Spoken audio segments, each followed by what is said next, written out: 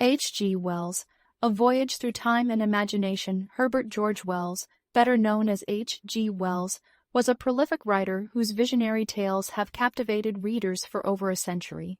Born in Bromley, England, in 1866, Wells rose from modest beginnings to become one of the most influential science fiction writers of his time.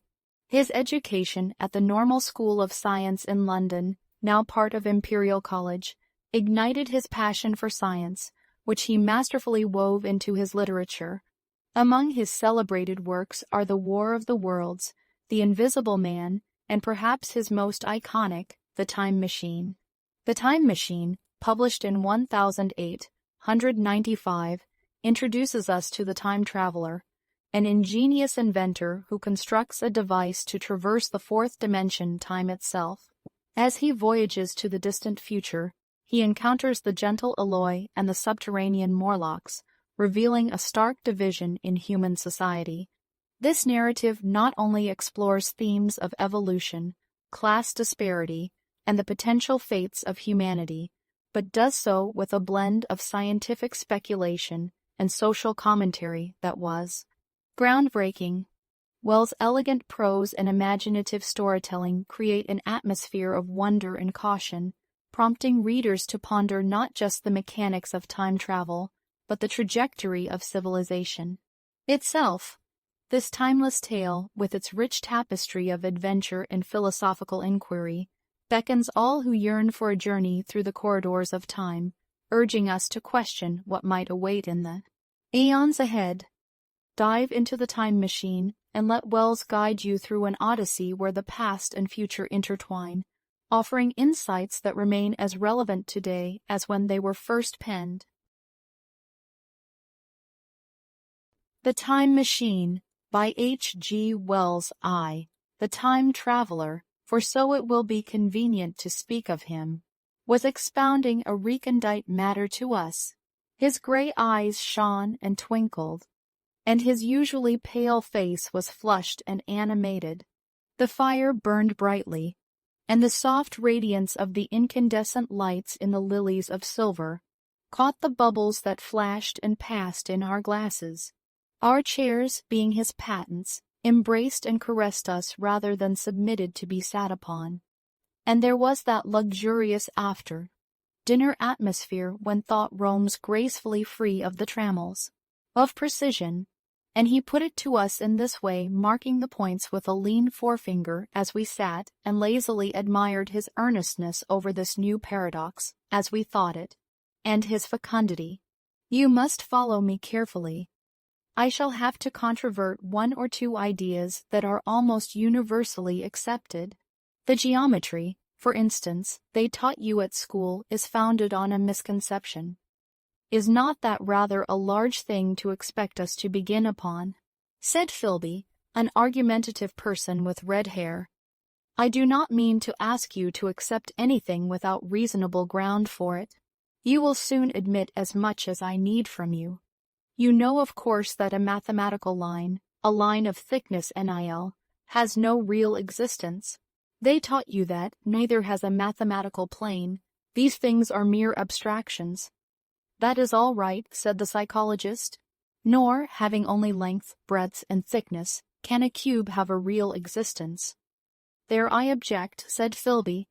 Of course, a solid body may exist. All real things, so most people think. But wait a moment. Can an instantaneous cube exist? Don't follow you, said Philby. Can a cube that does not last for any time at all have a real existence? Philby became pensive.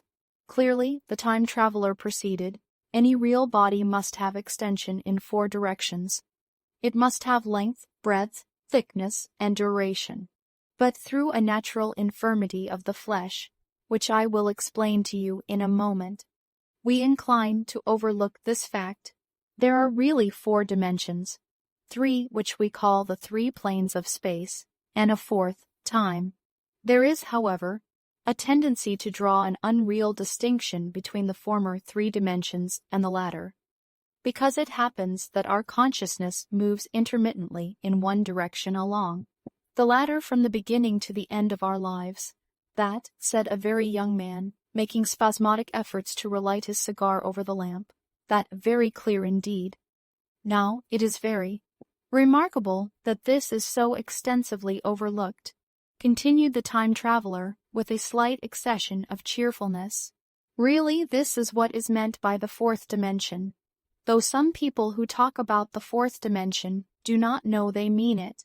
It is only another way of looking at time. There is no difference between time and any of the three dimensions of space, except that our consciousness moves along it. But some foolish people have got hold of the wrong side of that idea.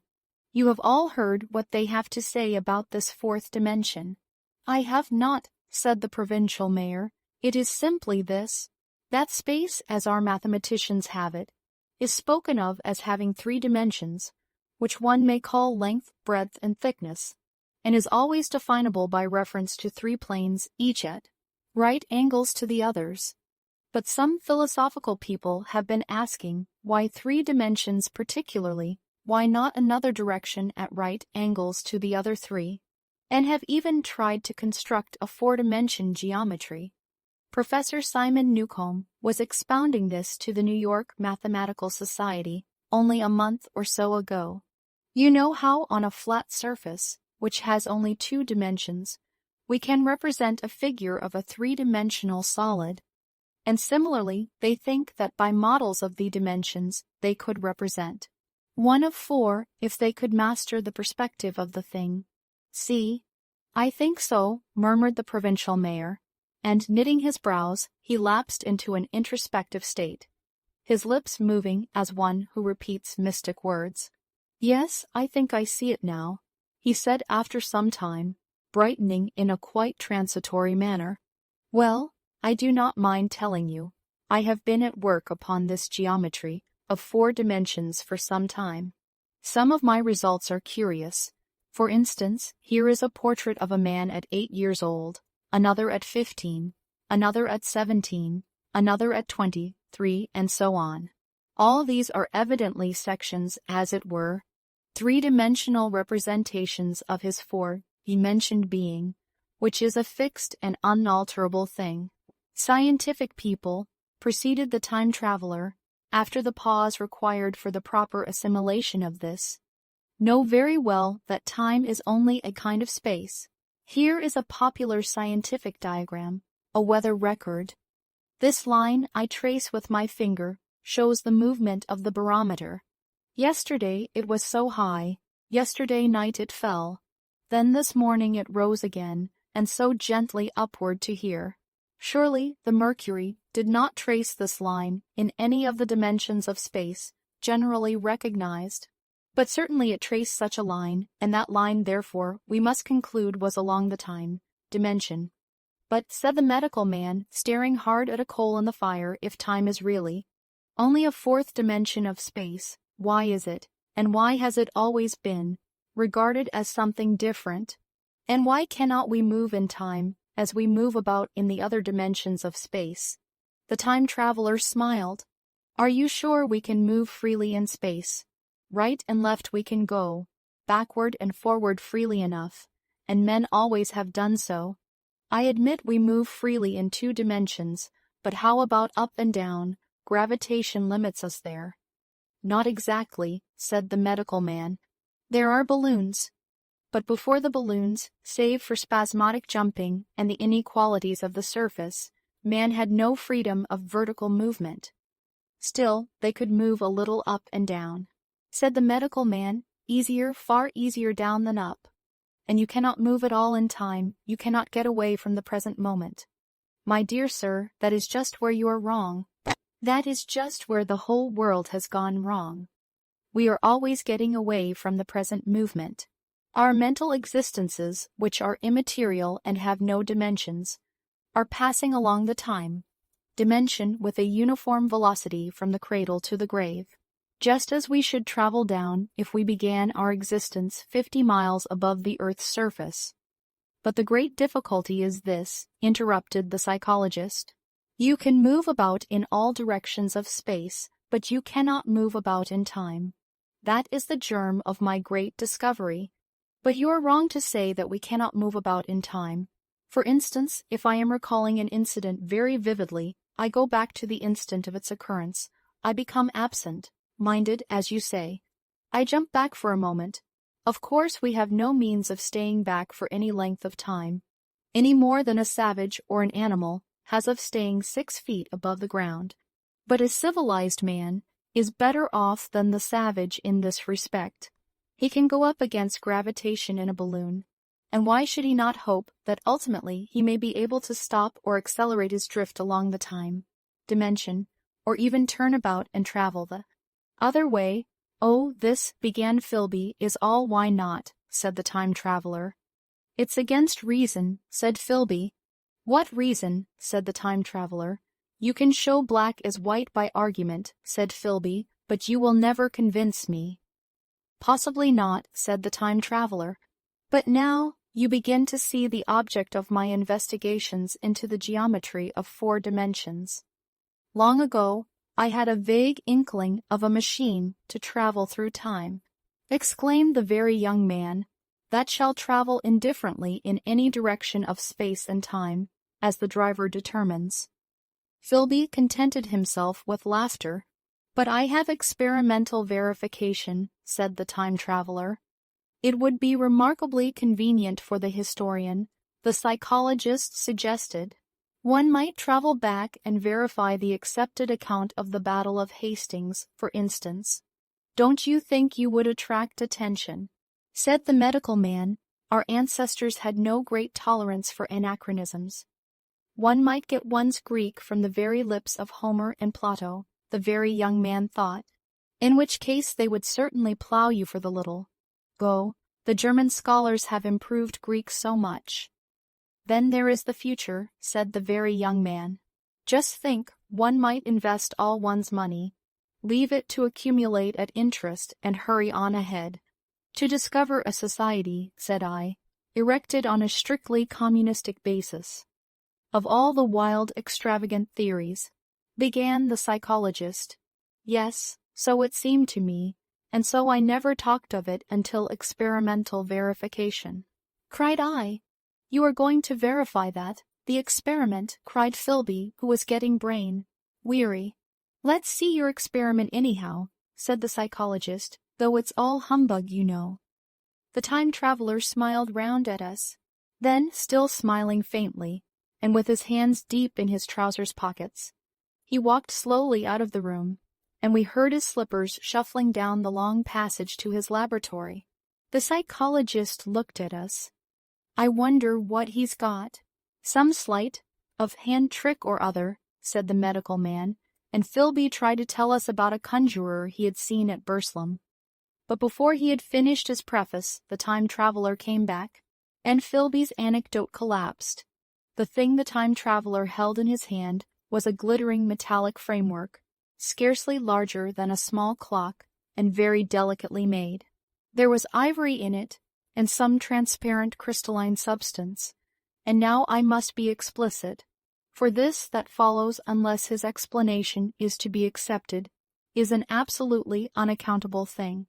He took one of the small octagonal tables that were scattered about the room, and set it in front of the fire, with 2 legs on the hearthrug. On this table he placed the mechanism. Then he drew up a chair and sat down. The only other object on the table was a small shaded lamp, the bright light of which fell upon the model. There were also perhaps a dozen candles about, 2 in brass candlesticks upon the mantel, and several in sconces, so that the room was brilliantly illuminated. I sat in a low arm-chair nearest the fire, and I drew this forward so as to be almost between the time traveler and the fireplace. Philby sat behind him, looking over his shoulder. The medical man and the provincial mayor watched him in profile from the right, the psychologist from the left. The very young man stood behind the psychologist. We were all on the alert. It appears incredible to me that any kind of trick, however subtly conceived and however adroitly done, could have been played upon us under these conditions. The time traveler looked at us and then at the mechanism. "Well," said the psychologist. "This little affair," said the time traveler, resting his elbows upon the table and pressing his hands together above the apparatus, is only a model. It is my plan for a machine to travel through time. You will notice that it looks singularly askew, and that there is an odd twinkling appearance about this bar, as though it was in some way unreal. He pointed to the part with his finger. Also, here is one little white lever, and here is another. The medical man got up out of his chair and peered into the thing. "It's beautifully made," he said. "It took 2 years to make," retorted the time traveler.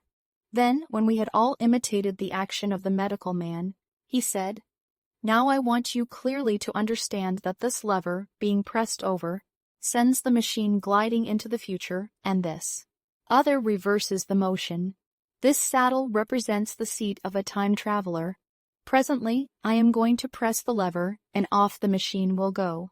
It will vanish, pass into future time, and disappear. Have a good look at the thing. Look at the table too, and satisfy yourselves there is no trickery. I don't want to waste this model, and then be told I'm a quack." There was a minute's pause, perhaps. The psychologist seemed about to speak to me, but changed his mind. Then the time traveler put forth his finger towards the lever. "No," he said suddenly, "lend me your hand." And turning to the psychologist, he took that individual's hand in his own, and told him to put out his forefinger, so that it was the psychologist himself who sent forth the model time machine on its interminable voyage. We all saw the lever turn. I am absolutely certain there was no trickery. There was a breath of wind, and the lamp flame jumped. One of the candles on the mantel was blown out, and the little machine suddenly swung round, became indistinct, was seen as a ghost for a second, perhaps, as an eddy of faintly glittering brass and ivory, and it was gone, vanished. Save for the lamp, the table was bare. Everyone was silent for a minute. Then Philby said he was damned. The psychologist recovered from his stupor, and suddenly looked under the table. At that the time traveler laughed cheerfully. "Well," he said, with a reminiscence of the psychologist. Then, getting up, he went to the tobacco jar on the mantel, and with his back to us, began to fill his pipe. We stared at each other. "Look here," said the medical man, "are you in earnest about this? Do you seriously believe that that machine has traveled into time?" "Certainly," said the time traveler, stooping to light a spill at the fire. Then he turned, lighting his pipe, to look at the psychologist's face. The psychologist, to show that he was not unhinged, helped himself to a cigar and tried to light it uncut. "What is more, I have a big machine nearly finished in there," he indicated the laboratory, "and when that is put together, I mean to have a journey on my own account." "You mean to say that that machine has traveled into the future?" said Philby. "Into the future or the past I don't, for certain, know which." After an interval, the psychologist had an inspiration. "It must have gone into the past if it has gone anywhere," he said. "Why?" said the time traveler. "Because I presume that it has not moved in space, and if it traveled into the future, it would still be here all this time, since it must have traveled through this time." "But," I said, "if it traveled into the past, it would have been visible when we came first into this room, and last Thursday when we were here, and the Thursday before that, and so forth." "Serious objections," remarked the provincial mayor, with an air of impartiality, turning towards the time traveler. "Not a bit," said the time traveler, and, to the psychologist, "You think you can explain that?" "It's presentation below the threshold, you know, diluted presentation." "Of course," said the psychologist, and reassured us. "That's a simple point of psychology. I should have thought of it. It's plain enough, and helps the paradox delightfully. We cannot see it, nor can we appreciate this machine, any more than we can the spoke of a wheel spinning, or a bullet flying through the air. If it is traveling through time 50 times or 100 times faster than we are, if it gets through a minute while we get through a second, the impression it creates will of course be only 1/50th or 1/100th of what it would make if it were not traveling in time. That's plain enough. He passed his hand through the space in which the machine had been. "You see," he said, laughing. We sat and stared at the vacant table for a minute or so. Then the time traveler asked us what we thought of it all. "It sounds plausible enough tonight," said the medical man, "but wait until tomorrow. Wait for the common sense of the morning." "Would you like to see the time machine itself?" asked the time traveler. And therewith, taking the lamp in his hand, he led the way down the long, draughty corridor to his laboratory. I remember vividly the flickering light, his queer, broad head in silhouette, the dance of the shadows, how we all followed him, puzzled but incredulous, and how there in the laboratory we beheld a larger edition of the little mechanism which we had seen vanish from before our eyes. Parts were of nickel, parts of ivory, parts had certainly been filed or sawn out of rock crystal. The thing was generally complete, but the twisted crystalline bars lay unfinished upon the bench beside some sheets of drawings, and I took one up for a better look at it. Quartz it seemed to be. "Look here," said the medical man, "are you perfectly serious? Or is this a trick like that ghost you showed us last Christmas?" "Upon that machine," said the time traveler, holding the lamp aloft, "I intend to explore time. Is that plain? I was never more serious in my life. None of us quite knew how to take it." I caught Philby's eye over the shoulder of the medical man, and he winked at me solemnly. Roman 2. I think that at that time none of us quite believed in the time machine. The fact is, the time traveler was one of those men who are too clever to be believed. You never felt that you saw all round him. You always suspected some subtle reserve, some ingenuity in ambush. Behind his lucid frankness, had Philby shown the model and explained the matter in the time traveler's words, we should have shown him far less skepticism, for we should have perceived his motives. A pork butcher could understand Philby, but the time traveler had more than a touch of whim among his elements, and we distrusted him. Things that would have made the frame of a less clever man seemed tricks in his hands. It is a mistake to do things too easily. The serious people who took him seriously never felt quite sure of his deportment. They were somehow aware that trusting their reputations for judgment with him was like furnishing a nursery with eggshell china. So I don't think any of us said very much about time traveling in the interval between that Thursday and the next, though its odd potentialities ran, no doubt, in most of our minds, its plausibility, that is, its practical incredibleness, the curious possibilities of anachronism, and of utter confusion it suggested. For my own part, I was particularly preoccupied with the trick of the model, that I remember discussing with the medical man, whom I met on Friday at the Linnean. He said he had seen a similar thing at Tübingen, and laid considerable stress on the blowing out of the candle. But how the trick was done he could not explain. The next Thursday I went again to Richmond. I suppose I was one of the time traveler's most constant guests, and, arriving late, found 4 or 5 men already assembled in his drawing-room. The medical man was standing before the fire, with a sheet of paper in one hand, and his watch in the other. I looked round for the time traveler, and it's 7:30 now, said the medical man. I suppose we'd better have dinner. Where's, said I, naming our host, you've just come. It's rather odd. He's unavoidably detained. He asks me in this note to lead off with dinner at 7, if he's not back. Says he'll explain when he comes. It seems a pity to let the dinner spoil, said the editor of a well-known daily paper, and thereupon the doctor rang the bell. The psychologist was the only person besides the doctor and myself who had attended the previous dinner. The other men were blank, the editor aforementioned, a certain journalist, and another a quiet, shy man with a beard whom I didn't know, and who, as far as my observation went, never opened his mouth all the evening. There was some speculation at the dinner table about the time traveler's absence, and I suggested time traveling in a half-jocular spirit. The editor wanted that explained to him, and the psychologist volunteered a wooden account of the ingenious paradox and trick we had witnessed that day week. He was in the midst of his exposition when the door from the corridor opened slowly and without noise. I was facing the door and saw it first. "Hello," I said, at last, and the door opened wider and the time traveler stood before us. I gave a cry of surprise. "Good heavens, man, what's the matter?" cried the medical man, who saw him next. And the whole tableful turned towards the door. He was in an amazing plight. His coat was dusty and dirty, and smeared with green down the sleeves. His hair disordered, and as it seemed to me grayer either with dust and dirt, or because its color had actually faded. His face was ghastly pale.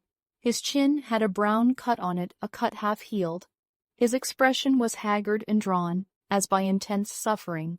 For a moment he hesitated in the doorway, as if he had been dazzled by the light. Then he came into the room. He walked with just such a limp as I have seen in footsore tramps.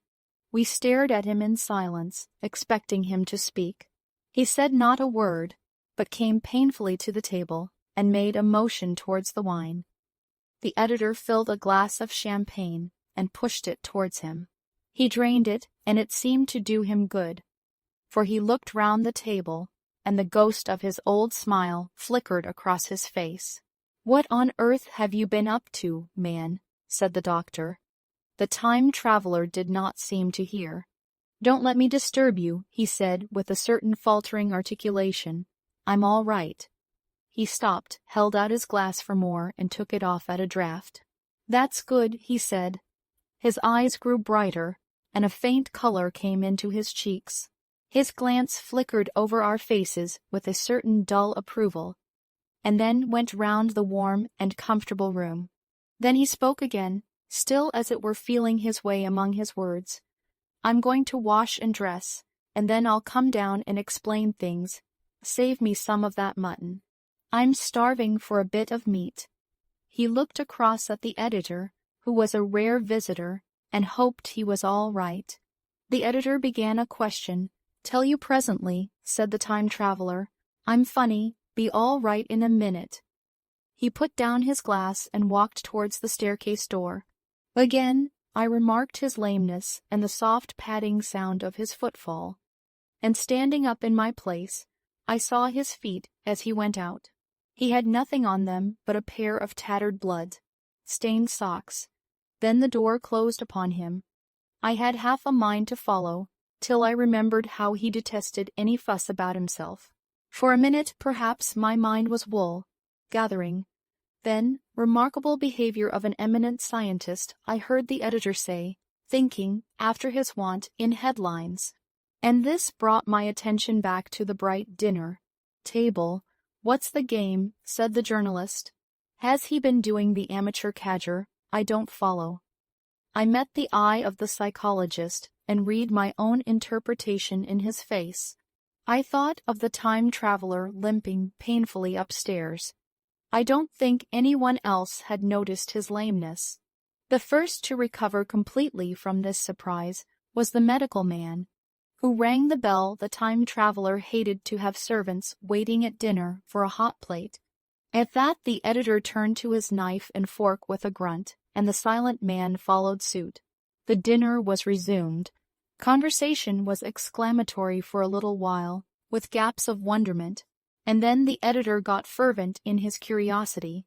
Does our friend eke out his modest income with a crossing, or has he his Nebuchadnezzar phases? He inquired. I feel assured it's this business of the time machine, I said, and took up the psychologist's account of our previous meeting. The new guests were frankly incredulous. The editor raised objections. What was this time traveling? A man couldn't cover himself with dust by rolling in a paradox, could he? And then, as the idea came home to him, he resorted to caricature. Hadn't they any clothes, brushes in the future? The journalist, too, would not believe at any price, and joined the editor in the easy work of heaping ridicule on the whole thing. They were both the new kind of journalist, very joyous, irreverent young men. Our special correspondent in the Day After Tomorrow reports. The journalist was saying, or rather shouting, when the time traveler came back. He was dressed in ordinary evening clothes, and nothing save his haggard look remained of the change that had startled me. "I say," said the editor hilariously, "these chaps here say you have been traveling into the middle of next week. Tell us all about little Rosebery, will you? What will you take for the lot?" The time traveler came to the place reserved for him without a word. He smiled quietly in his old way. "Where's my mutton?" he said. "What a treat it is to stick a fork into meat again." "Story?" cried the editor. "Story be damned," said the time traveler. "I want something to eat. I won't say a word until I get some peptone into my arteries." "Thanks, and the salt." "One word," said I. "Have you been time traveling?" "Yes," said the time traveler with his mouth full, nodding his head. "I'd give a shilling a line for a verbatim note," said the editor. The time traveler pushed his glass towards the silent man and rang it with his fingernail, at which the silent man, who had been staring at his face, started convulsively and poured him wine. The rest of the dinner was uncomfortable. For my own part, sudden questions kept on rising to my lips, and I dare say it was the same with the others. The journalist tried to relieve the tension by telling anecdotes of Hetty Potter. The time traveler devoted his attention to his dinner and displayed the appetite of a tramp. The medical man smoked a cigarette and watched the time traveler through his eyelashes.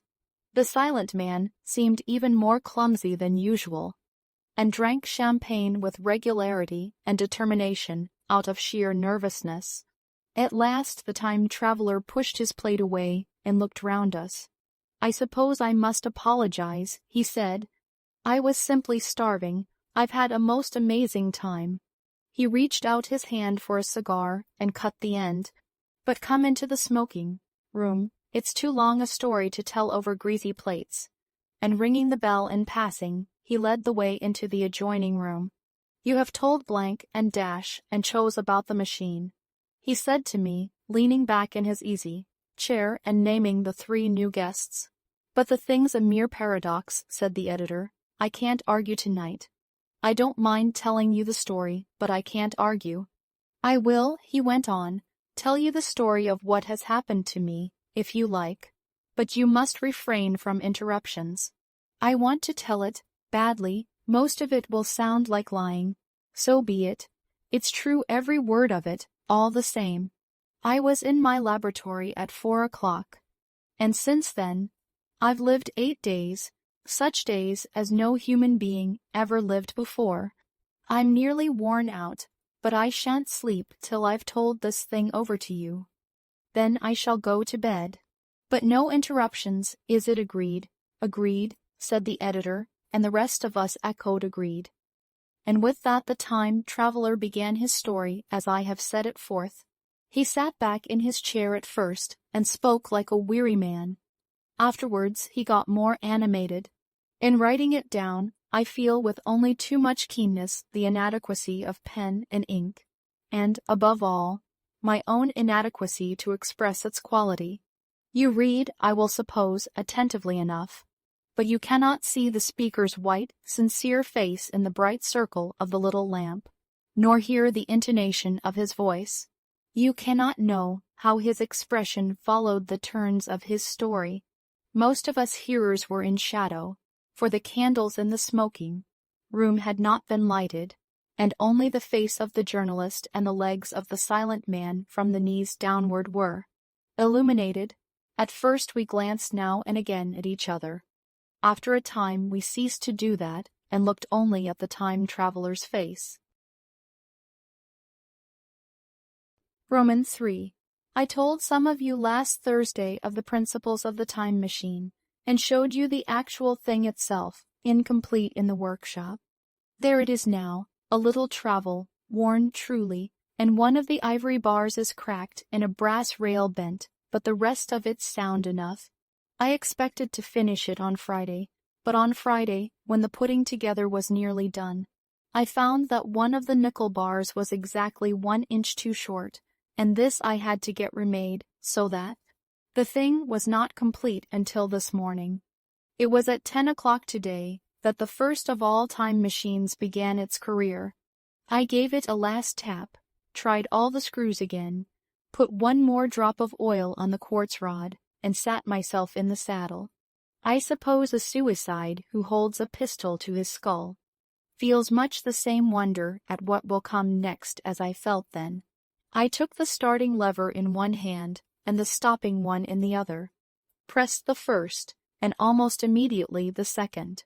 I seemed to reel.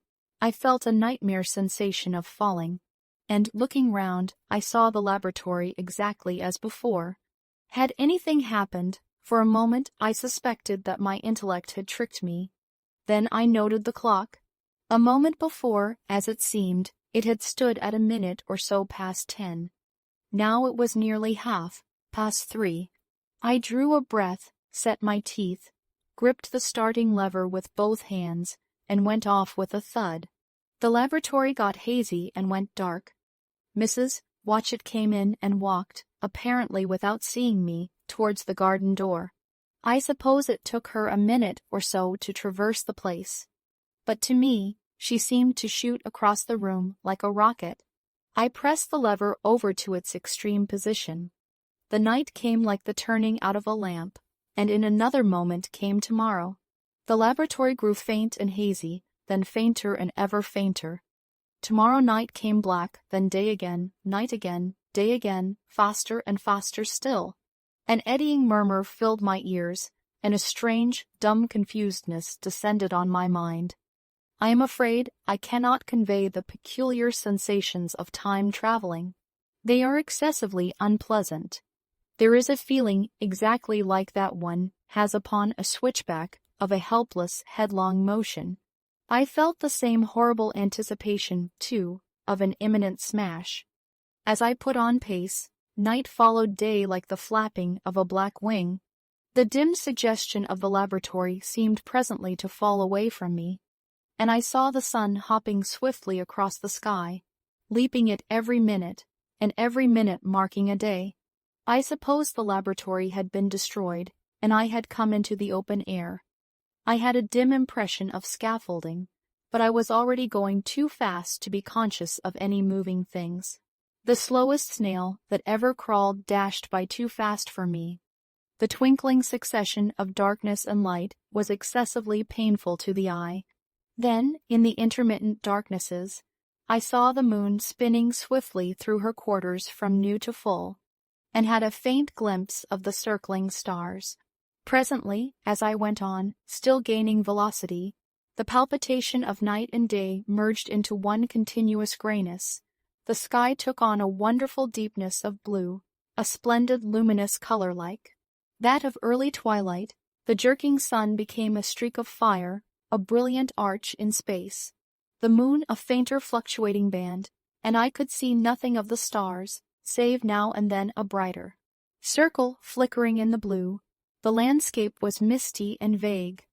I was still on the hill, side upon which this house now stands, and the shoulder rose above me gray and dim. I saw trees growing and changing like puffs of vapor, now brown, now green. They grew, spread, shivered, and passed away. I saw huge buildings rise up faint and fair, and pass like dreams. The whole surface of the earth seemed changed, melting and flowing under my eyes. The little hands upon the dials that registered my speed raced round faster and faster. Presently I noted that the sun belt swayed up and down, from solstice to solstice, in a minute or less, and that consequently my pace was over a year a minute, and minute by minute the white snow flashed across the world and vanished, and was followed by the bright, brief green of spring. The unpleasant sensations of the start were less poignant now. They merged at last into a kind of hysterical exhilaration. I remarked indeed a clumsy swaying of the machine, for which I was unable to account, but my mind was too confused to attend to it, so with a kind of madness growing upon me, I flung myself into futurity. At first I scarce thought of stopping, scarce thought of anything but these new sensations. But presently a fresh series of impressions grew up in my mind, a certain curiosity, and therewith a certain dread, until at last they took complete possession of me. What strange developments of humanity, what wonderful advances upon our rudimentary civilization, I thought, might not appear when I came to look nearly into the dim, elusive world that raced and fluctuated before my eyes. I saw great and splendid architecture rising about me, more massive than any buildings of our own time, and yet, as it seemed, built of glimmer and mist. I saw a richer green flow up the hill, side, and remain there, without any wintry intermission. Even through the veil of my confusion, the earth seemed very fair, and so my mind came round to the business of stopping. The peculiar risk lay in the possibility of my finding some substance in the space which I, or the machine, occupied. So long as I traveled at a high velocity through time, this scarcely mattered. I was, so to speak, attenuated, was slipping like a vapor through the interstices of intervening substances. But to come to a stop involved the jamming of myself, molecule by molecule, into whatever lay in my way, meant bringing my atoms into such intimate contact with those of the obstacle that a profound chemical reaction, possibly of far-reaching explosion, would result, and blow myself and my apparatus out of all possible dimensions into the unknown. This possibility had occurred to me again and again while I was making the machine, but then I had cheerfully accepted it as an unavoidable risk, one of the risks a man has got to take. Now the risk was inevitable. I no longer saw it in the same cheerful light. The fact is that insensibly, the absolute strangeness of everything, the sickly jarring and swaying of the machine above all, the feeling of prolonged falling, had absolutely upset my nerve. I told myself that I could never stop, and with a gust of petulance I resolved to stop forthwith. Like an impatient fool, I lugged over the lever, and incontinently the thing went reeling over, and I was flung headlong through the air. There was the sound of a clap of thunder in my ears. I may have been stunned for a moment. A pitiless hail was hissing round me, and I was sitting on soft turf in front of the overset machine. Everything still seemed grey, but presently I remarked that the confusion in my ears was gone. I looked round me. I was on what seemed to be a little lawn in a garden, surrounded by rhododendron bushes, and I noticed that their mauve and purple blossoms were dropping in a shower under the beating of the hailstones. The rebounding, dancing hail hung in a cloud over the machine, and drove along the ground like smoke. In a moment I was wet to the skin. "Fine hospitality," said I, "to a man who has travelled innumerable years to see you." Presently I thought what a fool I was to get wet. I stood up and looked round me. A colossal figure, carved apparently in some white stone, loomed indistinctly beyond the rhododendrons through the hazy downpour. But all else of the world was invisible. My sensations would be hard to describe. As the columns of hail grew thinner, I saw the white figure more distinctly. It was very large, for a silver birch tree touched its shoulder. It was of white marble, in shape something like a winged sphinx, but the wings, instead of being carried vertically at the sides, were spread so that it seemed to hover. The pedestal, it appeared to me, was of bronze, and was thick with verdigris. It chanced that the face was towards me. The sightless eyes seemed to watch me. There was the faint shadow of a smile on the lips. It was greatly weather-worn, and that imparted an unpleasant suggestion of disease. I stood looking at it for a little space, half a minute, perhaps, or half an hour. It seemed to advance and to recede, as the hail drove before it denser or thinner. At last I tore my eyes from it for a moment, and saw that the hail curtain had worn threadbare, and that the sky was lightening with the promise of the sun. I looked up again at the crouching white shape, and the full temerity of my voyage came suddenly upon me. What might appear when that hazy curtain was altogether withdrawn? What might not have happened to men? What if cruelty had grown into a common passion? What if in this interval the race had lost its manliness and had developed into something inhuman, unsympathetic, and overwhelmingly powerful. I might seem some old-world savage animal, only the more dreadful and disgusting for our common likeness, a foul creature to be incontinently slain. Already I saw other vast shapes, huge buildings with intricate parapets and tall columns, with a wooded hill side dimly creeping in upon me through the lessening storm. I was seized with a panic fear. I turned frantically to the time machine, and strove hard to readjust it. As I did so, the shafts of the sun smote through the thunderstorm. The gray downpour was swept aside and vanished like the trailing garments of a ghost. Above me, in the intense blue of the summer sky, some faint brown shreds of cloud whirled into nothingness. The great buildings about me stood out clear and distinct, shining with the wet of the thunderstorm, and picked out in white by the unmelted hailstones piled along their courses. I felt naked in a strange world. I felt as perhaps a bird may feel in the clear air, knowing the hawk wings above and will swoop. My fear grew to frenzy. I took a breathing space, set my teeth, and again grappled fiercely, wrist and knee, with the machine. It gave under my desperate onset and turned over. It struck my chin violently, one hand on the saddle, the other on the lever. I stood panting heavily in attitude to mount again. But with this recovery of a prompt retreat, my courage recovered. I looked more curiously and less fearfully at this world of the remote future. In a circular opening, high up in the wall of the nearer house, I saw a group of figures clad in rich, soft robes. They had seen me, and their faces were directed towards me. Then I heard voices approaching me. Coming through the bushes by the white sphinx were the heads and shoulders of men running. One of these emerged in a pathway, leading straight to the little lawn upon which I stood with my machine. He was a slight creature, perhaps 4 feet high, clad in a purple tunic, girdled at the waist with a leather belt. Sandals or buskins I could not clearly distinguish which were on his feet. His legs were bare to the knees, and his head was bare. Noticing that, I noticed for the first time how warm the air was. He struck me as being a very beautiful and graceful creature, but indescribably frail. His flushed face reminded me of the more beautiful kind of consumptive, that hectic beauty, of which we used to hear so much. At the sight of him, I suddenly regained confidence. I took my hands from the machine. Roman 4. In another moment we were standing face to face, I and this fragile thing out of futurity. He came straight up to me and laughed into my eyes. The absence from his bearing of any sign of fear struck me at once. Then he turned to the 2 others who were following him and spoke to them in a strange and very sweet and liquid tongue.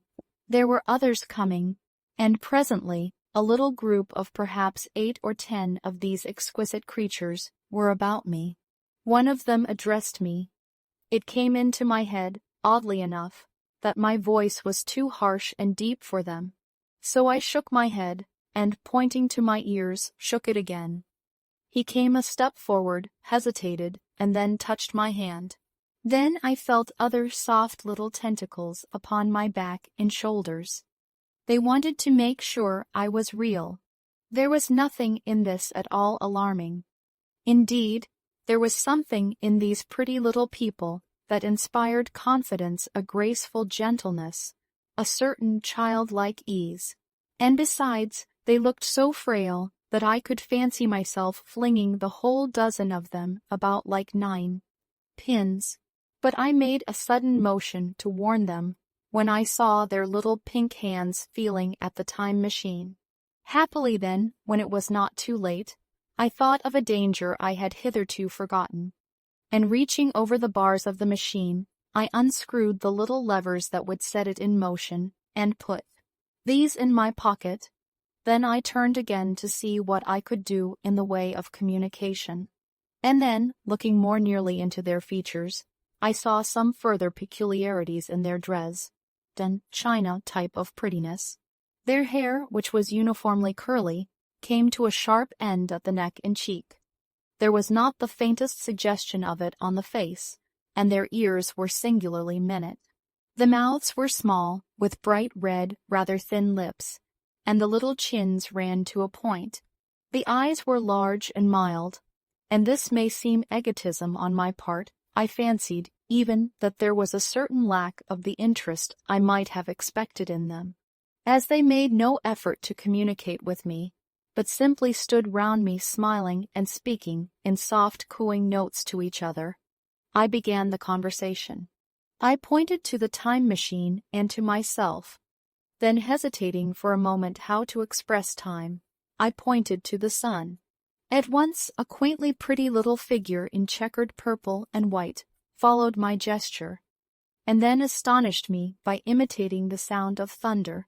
For a moment I was staggered, though the import of his gesture was plain enough. The question had come into my mind abruptly: were these creatures fools? You may hardly understand how it took me. You see, I had always anticipated that the people of the year 800 and 2000 odd would be incredibly in front of us in knowledge, art, everything. Then one of them suddenly asked me a question that showed him to be on the intellectual level of one of our 5-year-old children. Asked me, in fact, if I had come from the sun in a thunderstorm. It let loose the judgment I had suspended upon their clothes, their frail light limbs, and fragile features. A flow of disappointment rushed across my mind. For a moment I felt that I had built the time machine in vain. I nodded, pointed to the sun, and gave them such a vivid rendering of a thunderclap as startled them. They all withdrew a pace or so and bowed.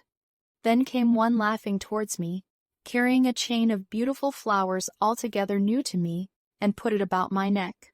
The idea was received with melodious applause, and presently they were all running to and fro for flowers, and laughingly flinging them upon me until I was almost smothered with blossom. You who have never seen the like can scarcely imagine what delicate and wonderful flowers countless years of culture had created. Then someone suggested that their plaything should be exhibited in the nearest building, and so I was led past the Sphinx of white marble, which had seemed to watch me all the while with a smile at my astonishment, towards a vast grey edifice of fretted stone. As I went with them, the memory of my confident anticipations of a profoundly grave and intellectual posterity came, with irresistible merriment, to my mind. The building had a huge entry, and was altogether of colossal dimensions. I was naturally most occupied with the growing crowd of little people, and with the big open portals that yawned before me shadowy and mysterious. My general impression of the world I saw over their heads was a tangled waste of beautiful bushes and flowers, a long neglected and yet weedless garden. I saw a number of tall spikes of strange white flowers, measuring a foot perhaps across the spread of the waxen petals. They grew scattered as if wild among the variegated shrubs, but, as I say, I did not examine them closely at this time. The time machine was left deserted on the turf among the rhododendrons.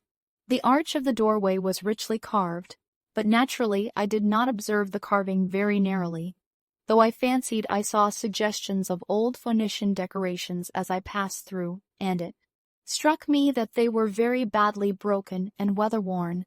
Several more brightly clad people met me in the doorway, and so we entered, I, dressed in dingy 19th-century garments, looking grotesque enough, garlanded with flowers and surrounded by an eddying mass of bright, soft-colored robes and shining white limbs, in a melodious whirl of laughter and laughing speech.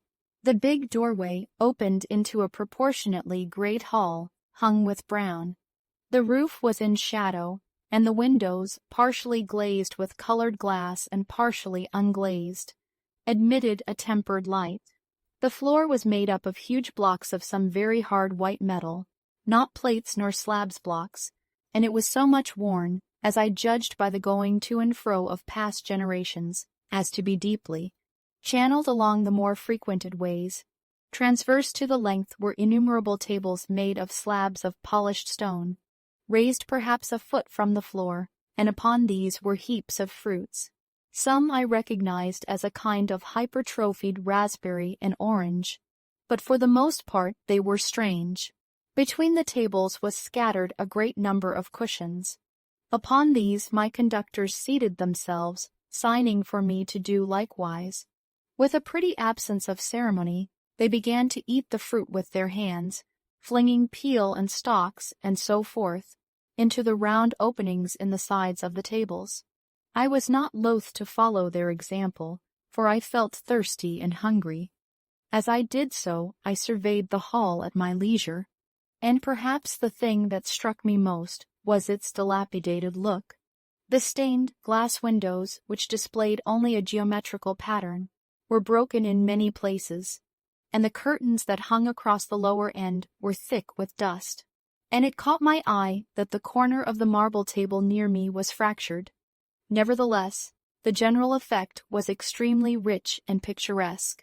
There were perhaps a couple of 100 people dining in the hall, and most of them, seated as near to me as they could come, were watching me with interest, their little eyes shining over the fruit they were eating. All were clad in the same soft and yet strong, silky material. Fruit, by the by, was all their diet. These people of the remote future were strict vegetarians, and while I was with them, in spite of some carnal cravings, I had to be frugivorous also. Indeed, I found afterwards that horses, cattle, sheep, dogs, had followed the ichthyosaurus into extinction. But the fruits were very delightful. One, in particular, that seemed to be in season all the time I was there, a flowery thing in a three-sided husk, was especially good, and I made it my staple. At first I was puzzled by all these strange fruits, and by the strange flowers I saw, but later I began to perceive their import. However, I am telling you of my fruit dinner in the distant future now. So soon as my appetite was a little checked, I determined to make a resolute attempt to learn the speech of these new men of mine. Clearly that was the next thing to do. The fruits seemed a convenient thing to begin upon, and holding one of these up, I began a series of interrogative sounds and gestures. I had some considerable difficulty in conveying my meaning. At first my efforts met with a stare of surprise or inextinguishable laughter, but presently a fair-haired little creature seemed to grasp my intention and repeated a name. They had to chatter and explain the business at great length to each other, and my first attempts to make the exquisite little sounds of their language caused an immense amount of amusement. However, I felt like a schoolmaster amidst children, and persisted, and presently I had a score of noun substantives at least at my command, and then I got to demonstrative pronouns and even the verb to eat, but it was slow work, and the little people soon tired and wanted to get away from my interrogations, so I determined, rather of necessity, to let them give their lessons in little doses when they felt inclined, and very little doses I found they were before long, for I never met people more indolent or more easily fatigued. A queer thing I soon discovered about my little hosts, and that was their lack of interest. They would come to me with eager cries of astonishment, like children, but like children, they would soon stop examining me and wander away after some other toy. The dinner and my conversational beginnings ended, I noted for the first time that almost all those who had surrounded me at first were gone. It is odd, too, how speedily I came to disregard these little people. I went out through the portal into the sunlit world again as soon as my hunger was satisfied. I was continually meeting more of these men of the future, who would follow me a little distance, chatter and laugh about me, and, having smiled and gesticulated in a friendly way, leave me again to my own devices. The calm of evening was upon the world as I emerged from the great hall, and the scene was lit by the warm glow of the setting sun. At first things were very confusing. Everything was so entirely different from the world I had known, even the flowers. The big building I had left was situated on the slope of a broad river valley, but the Thames had shifted perhaps a mile from its present position. I resolved to mount to the summit of a crest perhaps a mile and a half away, from which I could get a wider view of this our planet in the year 802,701 D for that, I should explain, was the date the little dials of my machine recorded. As I walked, I was watching for every impression that could possibly help to explain the condition of ruinous splendor, in which I found the world, for ruinous it was. A little way up the hill, for instance, was a great heap of granite, bound together by masses of aluminium, a vast labyrinth of precipitous walls and crumpled heaps, amidst which were thick heaps of very beautiful pagoda, like plants, nettles possibly, but wonderfully tinted with brown about the leaves, and incapable of stinging. It was evidently the derelict remains of some vast structure. To what end built I could not determine. It was here that I was destined, at a later date, to have a very strange experience, the first intimation of a still stranger discovery, but of that I will speak in its proper place. Looking round with a sudden thought, from a terrace on which I rested for a while, I realized that there were no small houses to be seen. Apparently, the single house, and possibly even the household, had vanished. Here and there among the greenery were palace-like buildings, but the house and the cottage, which formed such characteristic features of our own English landscape, had disappeared. Communism, said I to myself, and on the heels of that came another thought. I looked at the half-dozen little figures that were following me. Then, in a flash, I perceived that all had the same form of costume, the same soft hairless visage, and the same girlish rotundity of limb. It may seem strange, perhaps, that I had not noticed this before, but everything was so strange. Now I saw the fact plainly enough, in costume, and in all the differences of texture and bearing that now mark off the sexes from each other. These people of the future were alike, and the children seemed to my eyes to be but the miniatures of their parents. I judged then that the children of that time were extremely precocious, physically at least, and I found afterwards abundant verification of my opinion. Seeing the ease and security in which these people were living, I felt that this close resemblance of the sexes was after all what one would expect, for the strength of a man and the softness of a woman, the institution of the family, and the differentiation of occupations are mere militant necessities of an age of physical force. Where population is balanced and abundant, much childbearing becomes an evil rather than a blessing to the state. Where violence comes but rarely and offspring are secure, there is less necessity, indeed there is no necessity, for an efficient family, and the specialization of the sexes with reference to their children's needs disappears. We see some beginnings of this even in our own time, and in this future age it was complete. This, I must remind you, was my speculation at the time. Later, I was to appreciate how far it fell short of the reality. While I was musing upon these things, my attention was attracted by a pretty little structure, like a well under a cupola. I thought in a transitory way of the oddness of wells still existing, and then resumed the thread of my speculations. There were no large buildings towards the top of the hill, and as my walking powers were evidently miraculous, I was presently left alone for the first time. With a strange sense of freedom and adventure, I pushed on up to the crest.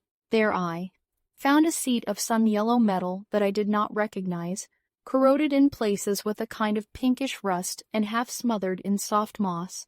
The arm rests cast and filed into the resemblance of griffins' heads. I sat down on it, and I surveyed the broad view of our old world under the sunset of that long day. It was as sweet and fair a view as I have ever seen. The sun had already gone. Below the horizon and the west was flaming gold, touched with some horizontal bars of purple and crimson. Below was the valley of the Thames, in which the river lay like a band of burnished steel. I have already spoken of the great palaces dotted about among the variegated greenery, some in ruins and some still occupied. Here and there rose a white or silvery figure in the waste garden of the earth. Here and there came the sharp vertical line of some cupola or obelisk. There were no hedges, no signs of proprietary rights, no evidences of agriculture. The whole earth had become a garden. So watching, I began to put my interpretation upon the things I had seen, and as it shaped itself to me that evening, my interpretation was something in this way. Afterwards, I found I had got only a half-truth or only a glimpse of one facet of the truth. It seemed to me that I had happened upon humanity upon the wane. The ruddy sunset set me thinking of the sunset of mankind. For the first time I began to realize an odd consequence of the social effort in which we are at present engaged. And yet, come to think, it is a logical consequence enough. Strength is the outcome of need. Security sets a premium on feebleness. The work of ameliorating the conditions of life, the true civilizing process that makes life more and more secure, had gone steadily on to a climax. One triumph of a united humanity over nature had followed another. Things that are now mere dreams had become projects deliberately put in hand and carried forward. And the harvest was what I saw, after all. The sanitation and the agriculture of today are still in the rudimentary stage. The science of our time has attacked but a little department of the field of human disease, but even so it spreads. Its operations vary steadily and persistently. Our agriculture and horticulture destroy a weed just here and there, and cultivate perhaps a score or so of wholesome plants, leaving the greater number to fight out a balance as they can. We improve our favorite plants and animals, and how few they are gradually by selective breeding. Now a new and better peach, now a seedless grape, now a sweeter and larger flower, now a more convenient breed of cattle. We improve them gradually, because our ideals are vague and tentative, and our knowledge is very limited, because nature, too, is shy and slow in our clumsy hands. Some day all this will be better organized, and still better. That is the drift of the current in spite of the eddies. The whole world will be intelligent, educated, and cooperating. Things will move faster and faster towards the subjugation of nature. In the end, wisely and carefully, we shall readjust the balance of animal and vegetable me to suit our human needs. This adjustment, I say, must have been done, and done well, done indeed for all time, in the space of time across which my machine had leaped. The air was free from gnats, the earth from weeds or fungi. Everywhere were fruits and sweet and delightful flowers. Brilliant butterflies flew hither and thither. The ideal of preventive medicine was attained. Diseases had been stamped out. I saw no evidence of any contagious diseases during all my stay. And I shall have to tell you later that even the processes of putrefaction and decay had been profoundly affected by these changes. Social triumphs, too, had been effected. I saw mankind housed in splendid shelters, gloriously clothed, and as yet I had found them engaged in no toil. There were no signs of struggle, neither social nor economical struggle. The shop, the advertisement, traffic, all that commerce which constitutes the body of our world, was gone. It was natural on that golden evening that I should jump at the idea of a social paradise. The difficulty of increasing population had been met, I guessed, and population had ceased to increase. But with this change in condition comes inevitably adaptations to the change. What, unless biological science is a mass of errors, is the cause of human intelligence and vigor, hardship and freedom, conditions under which the active, strong, and subtle survive and the weaker go to the wall, conditions that put a premium upon the loyal alliance of capable men, upon self-restraint, patience, and decision, and the institution of the family, and the emotions that arise therein, the fierce jealousy, the tenderness for offspring, parental self-devotion, all found their justification and support in the imminent dangers of the young. Now, where are these imminent dangers? There is a sentiment arising, and it will grow, against connubial jealousy, against fierce maternity, against passion of all sorts. Unnecessary things now, and things that make us uncomfortable, savage survivals, discords in a refined and pleasant life. I thought of the physical slightness of the people, their lack of intelligence, and those big, abundant ruins, and it strengthened my belief in a perfect conquest of nature, for after the battle comes quiet. Humanity had been strong, energetic, and intelligent, and had used all its abundant vitality to alter the conditions under which it lived, and now came the reaction of the altered conditions. Under the new conditions of perfect comfort and security, that restless energy, that with us is strength, would become weakness. Even in our own time, certain tendencies and desires, once necessary to survival, are a constant source of failure. Physical courage and the love of battle, for instance, are no great help, may even be hindrances to a civilized man, and in a state of physical balance and security, power, intellectual as well as physical, would be out of place. For countless years I judged there had been no danger of war or solitary violence, no danger from wild beasts, no wasting disease to require strength of constitution, no need of toil. For such a life, what we should call the weak are, as well equipped as the strong, are indeed no longer weak. Better equipped indeed they are, for the strong would be fretted by an energy for which there was no outlet. No doubt the exquisite beauty of the buildings I saw was the outcome of the last surgings of the now purposeless energy of mankind, before it settled down into perfect harmony with the conditions under which it lived the flourish of that triumph which began the last great peace. This has ever been the fate of energy and security. It takes to art and to eroticism, and then come languor and decay. Even this artistic impetus would at last die away, had almost died in the time I saw. To adorn themselves with flowers, to dance, to sing in the sunlight. So much was left of the artistic spirit, and no more. Even that would fade in the end into a contented inactivity. We are kept keen on the grindstone of pain and necessity, and it seemed to me that here was that hateful grindstone broken at last, as I stood therein. The gathering dark, I thought that in this simple explanation I had mastered the problem of the world, mastered the whole secret of these delicious people. Possibly the checks they had devised for the increase of population had succeeded too well, and their numbers had rather diminished than kept stationary. That would account for the abandoned ruins. Very simple was my explanation, implausible enough as most wrong theories are. As I stood there musing over this too perfect triumph of man, the full moon, yellow and gibbous, came up out of an overflow of silver light in the northeast. The bright little figures ceased to move about below. A noiseless owl flitted by, and I shivered with the chill of the night. I determined to descend and find where I could sleep. I looked for the building I knew. Then my eye traveled along to the figure of the white sphinx upon the pedestal of bronze, growing distinct as the light of the rising moon grew brighter. I could see the silver birch against it.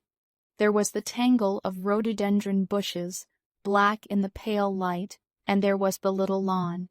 I looked at the lawn again. A queer doubt chilled my complacency. No, said I stoutly to myself, that was not the lawn.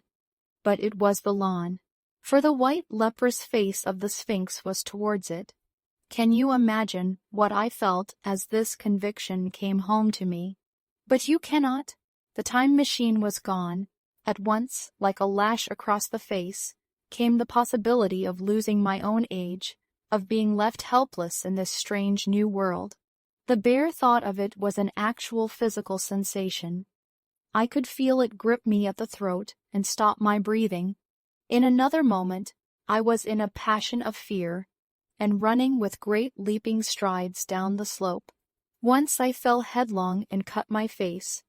I lost no time in stanching the blood, but jumped up and ran on, with a warm trickle down my cheek and chin. All the time I ran I was saying to myself, they have moved it a little, pushed it under the bushes out of the way. Nevertheless, I ran with all my might. All the time, with the certainty that sometimes comes with excessive dread. I knew that such assurance was folly, knew instinctively that the machine was removed out of my reach. My breath came with pain. I suppose I covered the whole distance from the hill crest to the little lawn, 2 miles perhaps, in 10 minutes. And I am not a young man. I cursed aloud as I ran, at my confident folly in leaving the machine, wasting good breath thereby. I cried aloud, and none answered. Not a creature seemed to be stirring in that moonlit world. When I reached the lawn, my worst fears were realized. Not a trace of the thing was to be seen.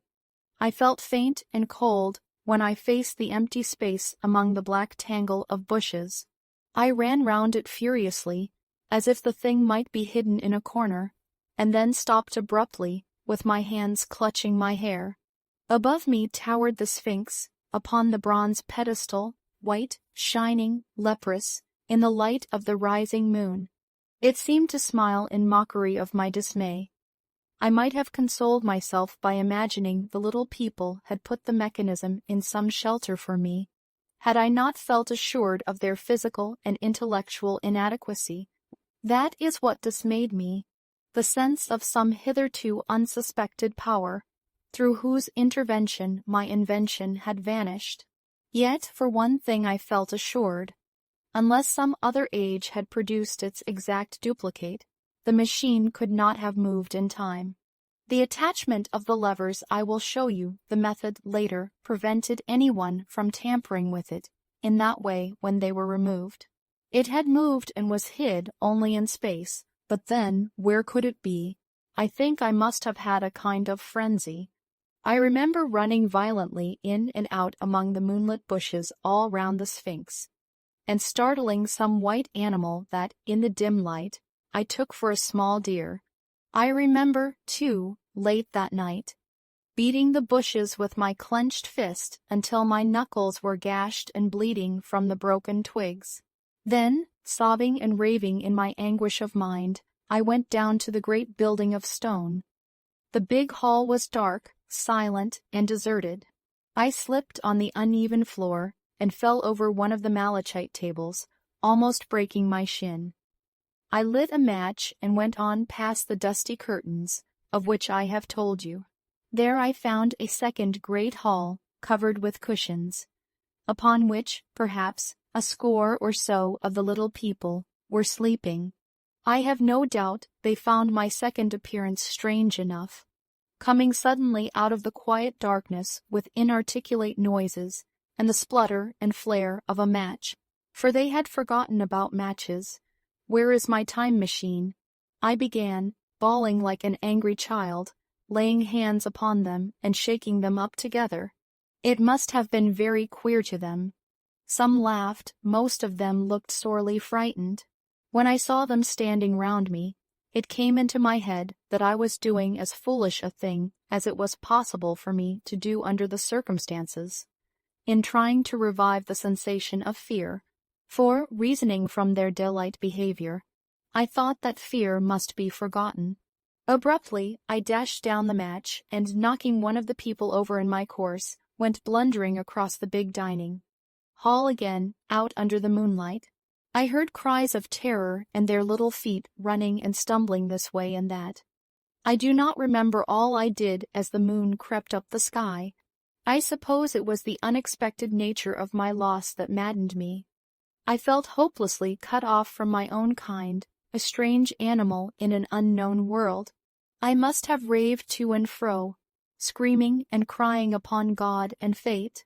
I have a memory of horrible fatigue as the long night of despair wore away, of looking in this impossible place and that, of groping among moon-lit ruins and touching strange creatures in the black shadows, at last, of lying on the ground near the Sphinx and weeping with absolute wretchedness. I had nothing left but misery. Then I slept, and when I woke again it was full day, and a couple of sparrows were hopping round me on the turf within reach of my arm. I sat up in the freshness of the morning, trying to remember how I had got there, and why I had such a profound sense of desertion and despair. Then things came clear in my mind. With the plain, reasonable daylight, I could look my circumstances fairly in the face. I saw the wild folly of my frenzy overnight, and I could reason with myself. Suppose the worst, I said. Suppose the machine altogether lost, perhaps destroyed. It behooves me to be calm and patient, to learn the way of the people, to get a clear idea of the method of my loss, and the means of getting materials and tools, so that in the end perhaps I may make another. That would be my only hope, perhaps, but better than despair. And after all, it was a beautiful and curious world. But probably the machine had only been taken away. Still, I must be calm and patient, find its hiding place and recover it by force or cunning. And with that I scrambled to my feet and looked about me, wondering where I could bathe. I felt weary, stiff, and soiled. The freshness of the morning made me desire an equal freshness. I had exhausted my emotion. Indeed, as I went about my business, I found myself wondering at my intense excitement overnight.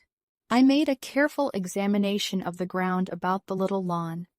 I wasted some time in futile questionings, conveyed, as well as I was able, to such of the little people as came by. They all failed to understand my gestures. Some were simply stolid. Some thought it was a jest and laughed at me. I had the hardest task in the world, to keep my hands off their pretty laughing faces. It was a foolish impulse, but the devil begotten of fear and blind anger was ill-curbed and still eager to take advantage of my perplexity. The turf gave better counsel. I found a groove ripped in it, about midway between the pedestal of the Sphinx and the marks of my feet where, on arrival, I had struggled with the overturned machine. There were other signs of removal about, with queer narrow footprints like those I could imagine made by a sloth. This directed my closer attention to the pedestal. It was, as I think I have said, of bronze. It was not a mere block, but highly decorated with deep-framed panels on either side. I went and rapped at these. The pedestal was hollow. Examining the panels with care, I found them discontinuous with the frames. There were no handles or keyholes, but possibly the panels, if they were doors, as I supposed, opened from within. One thing was clear enough to my mind. It took no very great mental effort to infer that my time machine was inside that pedestal. But how it got there was a different problem. I saw the heads of two orange-clad people coming through the bushes and under some blossom-covered apple trees towards me. I turned smiling to them and beckoned them to me. They came, and then, pointing to the bronze pedestal, I tried to intimate my wish to open it, but at my first gesture towards this, they behaved very oddly. I don't know how to convey their expression to you. Suppose you were to use a grossly improper gesture to a delicate-minded woman, it is how she would look. They went off as if they had received the last possible insult. I tried a sweet-looking little chap in white next, with exactly the same result. Somehow his manner made me feel ashamed of myself. But, as you know, I wanted the time machine, and I tried him once more. As he turned off like the others, my temper got the better of me. In 3 strides I was after him, had him by the loose part of his robe round the neck, and began dragging him towards the Sphinx. Then I saw the horror and repugnance of his face, and all of a sudden I let him go. But I was not beaten yet. I banged with my fist at the bronze panels. I thought I heard something stir inside, to be explicit. I thought I heard a sound like a chuckle, but I must have been mistaken. Then I got a big pebble from the river, and came and hammered till I had flattened a coil in the decorations, and the verdigris came off in powdery flakes. The delicate little people must have heard me hammering in gusty outbreaks a mile away on either hand, but nothing came of it. I saw a crowd of them upon the slopes, looking furtively at me. At last, hot and tired, I sat down to watch the place, but I was too restless to watch long. I am too occidental for a long vigil. I could work at a problem for years, but to wait inactive for 24 hours, that is another matter. I got up after a time, and began walking aimlessly through the bushes towards the hill again. "Patience," said I to myself. "If you want your machine again, you must leave that Sphinx alone. If they mean to take your machine away, it's little good your wrecking their bronze panels. And if they don't, you will get it back as soon as you can ask for it.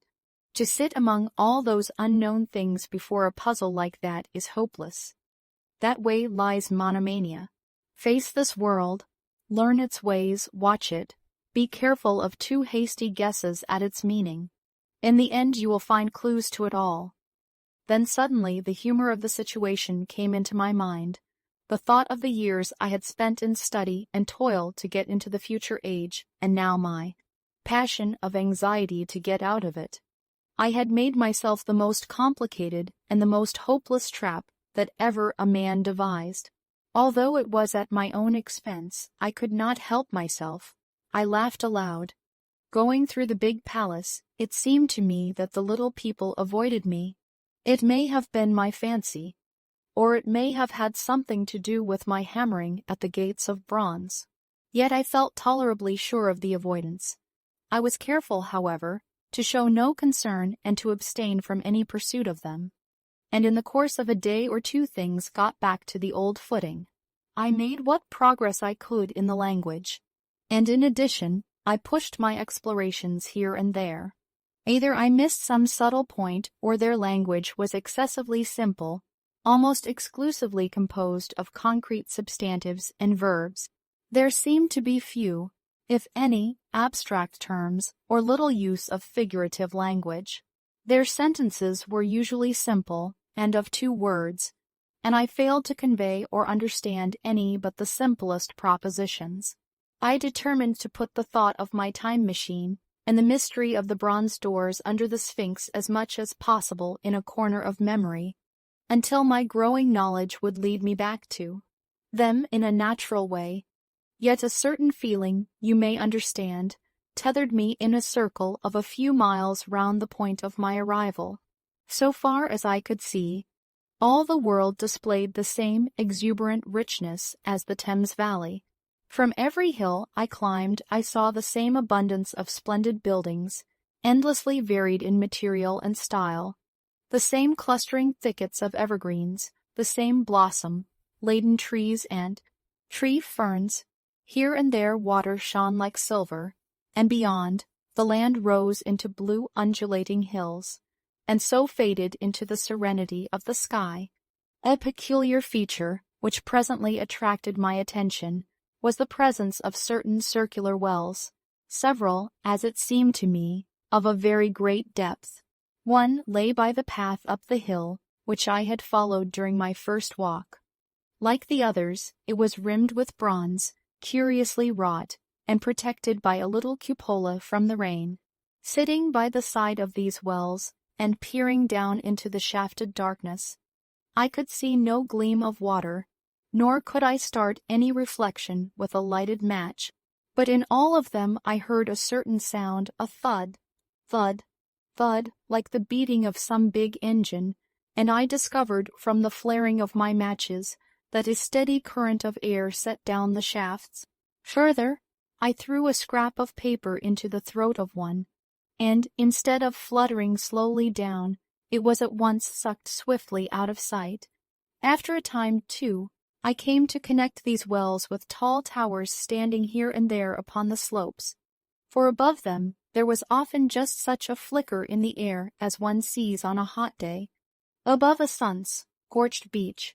Putting things together, I reached a strong suggestion of an extensive system of subterranean ventilation, whose true import it was difficult to imagine. I was at first inclined to associate it with the sanitary apparatus of these people. It was an obvious conclusion, but it was absolutely wrong. And here I must admit that I learned very little of drains and bells and modes of conveyance, and the like conveniences, during my time in this real future.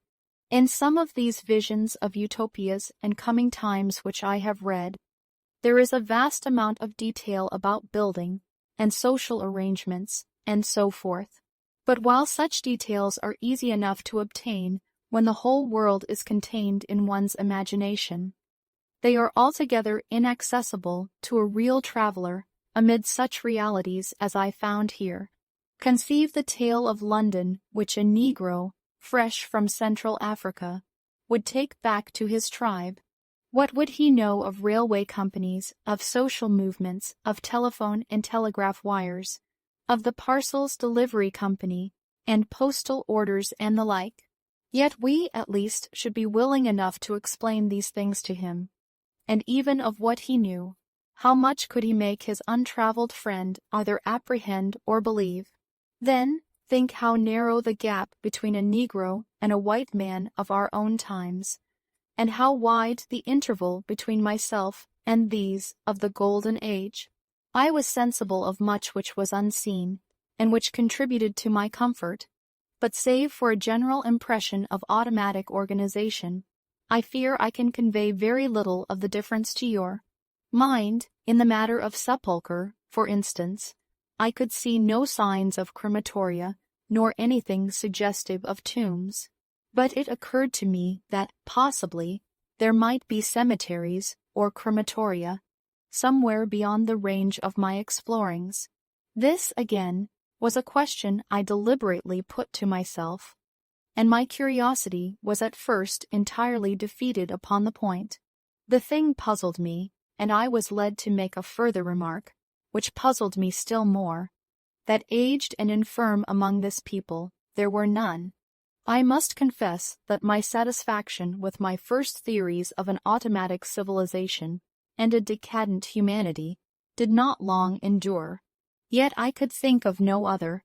Let me put my difficulties. The several big palaces I had explored were mere living places, great dining halls and sleeping apartments. I could find no machinery, no appliances of any kind. Yet these people were clothed in pleasant fabrics that must at times need renewal, and their sandals, though undecorated, were fairly complex specimens of metalwork. Somehow such things must be made, and the little people displayed no vestige of a creative tendency. There were no shops, no workshops, no sign of importations among them. They spent all their time in playing gently, in bathing in the river, in making love in a half playful fashion, in eating fruit and sleeping. I could not see how things were kept going. Then, again, about the time machine, something, I knew not what, had taken it into the hollow pedestal of the White Sphinx. Why, for the life of me I could not imagine. Those waterless wells, too, those flickering pillars. I felt I lacked a clue. I felt, how shall I put it? Suppose you found an inscription, with sentences here and there in excellent plain English, and interpolated therewith, others made up of words, of letters even, absolutely unknown to you. Well, on the third day of my visit, that was how the world of 802,701 presented itself to me. That day, too, I made a friend of a sort. It happened that, as I was watching some of the little people bathing in a shallow, one of them was seized with cramp and began drifting downstream. The main current ran rather swiftly, but not too strongly for even a moderate swimmer. It will give you an idea, therefore, of the strange deficiency in these creatures, when I tell you that none made the slightest attempt to rescue the weakly crying little thing which was drowning before their eyes. When I realized this, I hurriedly slipped off my clothes, and, wading in at a point lower down, I caught the poor mite and drew her safe to land. A little rubbing of the limbs soon brought her round, and I had the satisfaction of seeing she was all right before I left her. I had got to such a low estimate of her kind that I did not expect any gratitude from her. In that, however, I was wrong. This happened in the morning. In the afternoon I met my little woman, as I believe it was, as I was returning towards my center from an exploration, and she received me with cries of delight and presented me with a big garland of flowers evidently made for me and me alone. The thing took my imagination. Very possibly I had been feeling desolate. At any rate, I did my best to display my appreciation of the gift. We were soon seated together in a little stone arbor, engaged in conversation, chiefly of smiles. The creature's friendliness affected me exactly as a child's might have done. We passed each other flowers, and she kissed my hands. I did the same to hers. Then I tried talk and found that her name was Weena, which, though I don't know what it meant, somehow seemed appropriate enough. That was the beginning of a queer friendship which lasted a week, and ended as I will tell you. She was exactly like a child. She wanted to be with me always. She tried to follow me everywhere, and on my next journey out and about it went to my heart to tire her down, and leave her at last, exhausted and calling after me rather plaintively. But the problems of the world had to be mastered. I had not, I said to myself, come into the future to carry on a miniature flirtation. Yet her distress when I left her was very great. Her expostulations at the parting were sometimes frantic, and I think, altogether, I had as much trouble as comfort from her devotion. Nevertheless, she was, somehow, a very great comfort. I thought it was mere childish affection that made her cling to me. Until it was too late, I did not clearly know what I had inflicted upon her when I left her, nor until it was too late did I clearly understand what she was to me. For, by merely seeming fond of me, and showing in her weak, futile way that she cared for me, the little doll of a creature presently gave my return to the neighborhood of the white sphinx almost, the feeling of coming home, and I would watch for her tiny figure of white and gold so soon as I came over the hill. It was from her, too, that I learned that fear had not yet left the world. She was fearless enough in the daylight, and she had the oddest confidence in me. For once, in a foolish moment, I made threatening grimaces at her, and she simply laughed at them. But she dreaded the dark, dreaded shadows, dreaded black things. Darkness to her was the one thing dreadful. It was a singularly passionate emotion, and it set me thinking and observing. I discovered then, among other things, that these little people gathered into the great houses after dark, and slept in droves. To enter upon them without a light was to put them into a tumult of apprehension. I never found one out of doors, or one sleeping alone within doors, after dark. Yet I was still such a blockhead that I missed the lesson of that fear, and in spite of Weena's distress, I insisted upon sleeping away from these slumbering multitudes. It troubled her greatly, but in the end her odd affection for me triumphed, and for 5 of the nights of our acquaintance, including the last night of all, she slept with her head pillowed on my arm. But my story slips away from me as I speak of her. It must have been the night before her rescue that I was awakened about dawn. I had been restless, dreaming most disagreeably that I was drowned, and that sea anemones were feeling over my face with their soft palps. I woke with a start, and with an odd fancy that some grayish animal had just rushed out of the chamber. I tried to get to sleep again, but I felt restless and uncomfortable. It was that dim gray hour when things are just creeping out of darkness, when everything is colorless and clear-cut, and yet unreal. I got up and went down into the great hall, and so out upon the flagstones in front of the palace. I thought I would make a virtue of necessity and see the sunrise.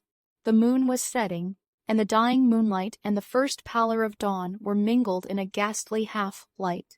The bushes were in black, the ground a somber gray, the sky colorless and cheerless, and up the hill I thought I could see ghosts. There several times, as I scanned the slope, I saw white figures. Twice I fancied I saw a solitary white, ape-like creature running rather quickly up the hill, and once near the ruins I saw a leash of them carrying some dark body. They moved hastily. I did not see what became of them. It seemed that they vanished among the bushes. The dawn was still indistinct, you must understand.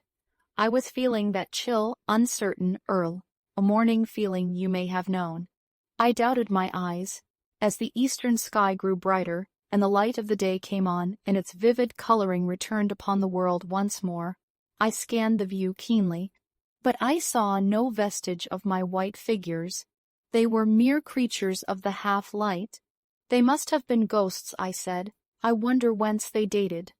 For a queer notion of Grant Allen's came into my head and amused me.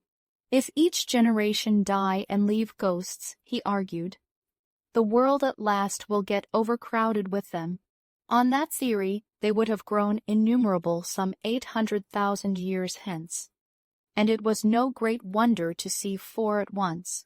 But the jest was unsatisfying, and I was thinking of these figures all the morning, until Weena's rescue drove them out of my head. I associated them, in some indefinite way, with the white animal I had startled in my first passionate search for the time machine. But Weena was a pleasant substitute. Yet all the same, they were soon destined to take far deadlier possession of my mind. I think I have said how much hotter than our own was the weather of this golden age. I cannot account for it. It may be that the sun was hotter, or the earth nearer the sun. It is usual to assume that the sun will go on cooling steadily in the future. But people, unfamiliar with such speculations as those of the younger Darwin, forget that the planets must ultimately fall back one by one into the parent body. As these catastrophes occur, the sun will blaze with renewed energy, and it may be that some inner planet had suffered this fate. Whatever the reason, the fact remains that the sun was very much hotter than we know it. Well, one very hot morning, my 4th, I think as I was seeking shelter from the heat and glare in a colossal ruin near the great house where I slept and fed, there happened this strange thing. Clambering among these heaps of masonry, I found a narrow gallery, whose end and side windows were blocked by fallen masses of stone. By contrast with the brilliancy outside, it seemed at first impenetrably dark to me. I entered it groping, for the change from light to blackness made spots of color swim before me. Suddenly I halted spellbound. A pair of eyes, luminous by reflection against the daylight without, was watching me out of the darkness. The old instinctive dread of wild beasts came upon me. I clenched my hands and steadfastly looked into the glaring eyeballs. I was afraid to turn. Then the thought of the absolute security in which humanity appeared to be living came to my mind, and then I remembered that strange terror of the dark. Overcoming my fear to some extent, I advanced a step and spoke. I will admit that my voice was harsh and ill-controlled. I put out my hand and touched something soft. At once the eyes darted sideways, and something white ran past me. I turned with my heart in my mouth and saw a queer little ape-like figure, its head held down in a peculiar manner, running across the sunlit space behind me. It blundered against a block of granite, staggered aside, and in a moment was hidden in a black shadow beneath another pile of ruined masonry. My impression of it is, of course, imperfect, but I know it was a dull white and had strange large gray, shred eyes. Also that there was flaxen hair on its head and down its back, but, as I say, it went too fast for me to see distinctly. I cannot even say whether it ran on all 4s, or only with its forearms held very low. After an instant's pause, I followed it into the second heap of ruins. I could not find it at first, but after a time in the profound obscurity, I came upon one of those round well-like openings of which I have told you, half closed by a fallen pillar. A sudden thought came to me. Could this thing have vanished down the shaft? I lit a match, and looking down, I saw a small, white, moving creature, with large bright eyes which regarded me steadfastly as it retreated. It made me shudder. It was so like a human spider. It was clambering down the wall, and now I saw for the first time a number of metal foot and hand rests forming a kind of ladder down the shaft. Then the light burned my fingers and fell out of my hand, going out as it dropped, and when I had lit another, the little monster had disappeared. I do not know how long I sat peering down that well. It was not for some time that I could succeed in persuading myself that the thing I had seen was human. But gradually the truth dawned on me. that man had not remained one species, but had differentiated into two distinct animals, that my graceful children of the upper world were not the sole descendants of our generation, but that this bleached, obscene, nocturnal thing, which had flashed before me, was also heir to all the ages. I thought of the flickering pillars, and of my theory of an underground ventilation. I began to suspect their true import. And what, I wondered, was this lemur doing in my scheme of a perfectly balanced organization? How was it related to the indolent serenity of the beautiful upper-worlders? And what was hidden down there, at the foot of that shaft? I sat upon the edge of the well telling myself that, at any rate, there was nothing to fear, and that there I must descend for the solution of my difficulties, and withal I was absolutely afraid to go. As I hesitated, two of the beautiful upper-world people came running in their amorous sport across the daylight in the shadow. The male pursued the female, flinging flowers at her as he ran. They seemed distressed to find me, my arm against the overturned pillar, peering down the well. Apparently, it was considered bad form to remark these apertures, for when I pointed to this one, and tried to frame a question about it in their tongue, they were still more visibly distressed and turned away, but they were interested by my matches, and I struck some to amuse them. I tried them again about the well, and again I failed. So presently I left them, meaning to go back to Weena and see what I could get from her. But my mind was already in revolution. My guesses and impressions were slipping and sliding to a new adjustment. I had now a clue to the import of these wells, to the ventilating towers, to the mystery of the ghosts, to say nothing of a hint at the meaning of the bronze gates and the fate of the time machine. And very vaguely there came a suggestion towards the solution of the economic problem that had puzzled me. Here was the new view. Plainly, this second species of man was subterranean. There were three circumstances in particular which made me think that its rare emergence above ground was the outcome of a long, continued underground habit. In the first place, there was the bleached look common in most animals that live largely in the dark, the white fish of the Kentucky caves, for instance. Then, those large eyes, with that capacity for reflecting light, are common features of nocturnal things, witness the owl and the cat. And last of all, that evident confusion in the sunshine, that hasty yet fumbling awkward flight towards dark shadow, and that peculiar carriage of the head while in the light, all reinforced the theory of an extreme sensitiveness of the retina. Beneath my feet, then, the earth must be tunneled enormously, and these tunnelings were the habitat of the new race. The presence of ventilating shafts and wells along the hill, slopes everywhere, in fact except along the river valley, showed how universal were its ramifications. What so natural, then, as to assume that it was in this artificial underworld that such work as was necessary to the comfort of the daylight race was done? The notion was so plausible that I at once accepted it, and went on to assume the how of this splitting of the human species. I dare say you will anticipate the shape of my theory, though, for myself, I very soon felt that it fell far short of the truth. At first, proceeding from the problems of our own age, it seemed clear as daylight to me that the gradual widening of the present merely temporary and social difference between the capitalist and the laborer was the key to the whole position. No doubt it will seem grotesque enough to you and wildly incredible. And yet even now there are existing circumstances to point that way. There is a tendency to utilize underground space for the less ornamental purposes of civilization. There is the Metropolitan Railway in London, for instance. There are new electric railways there.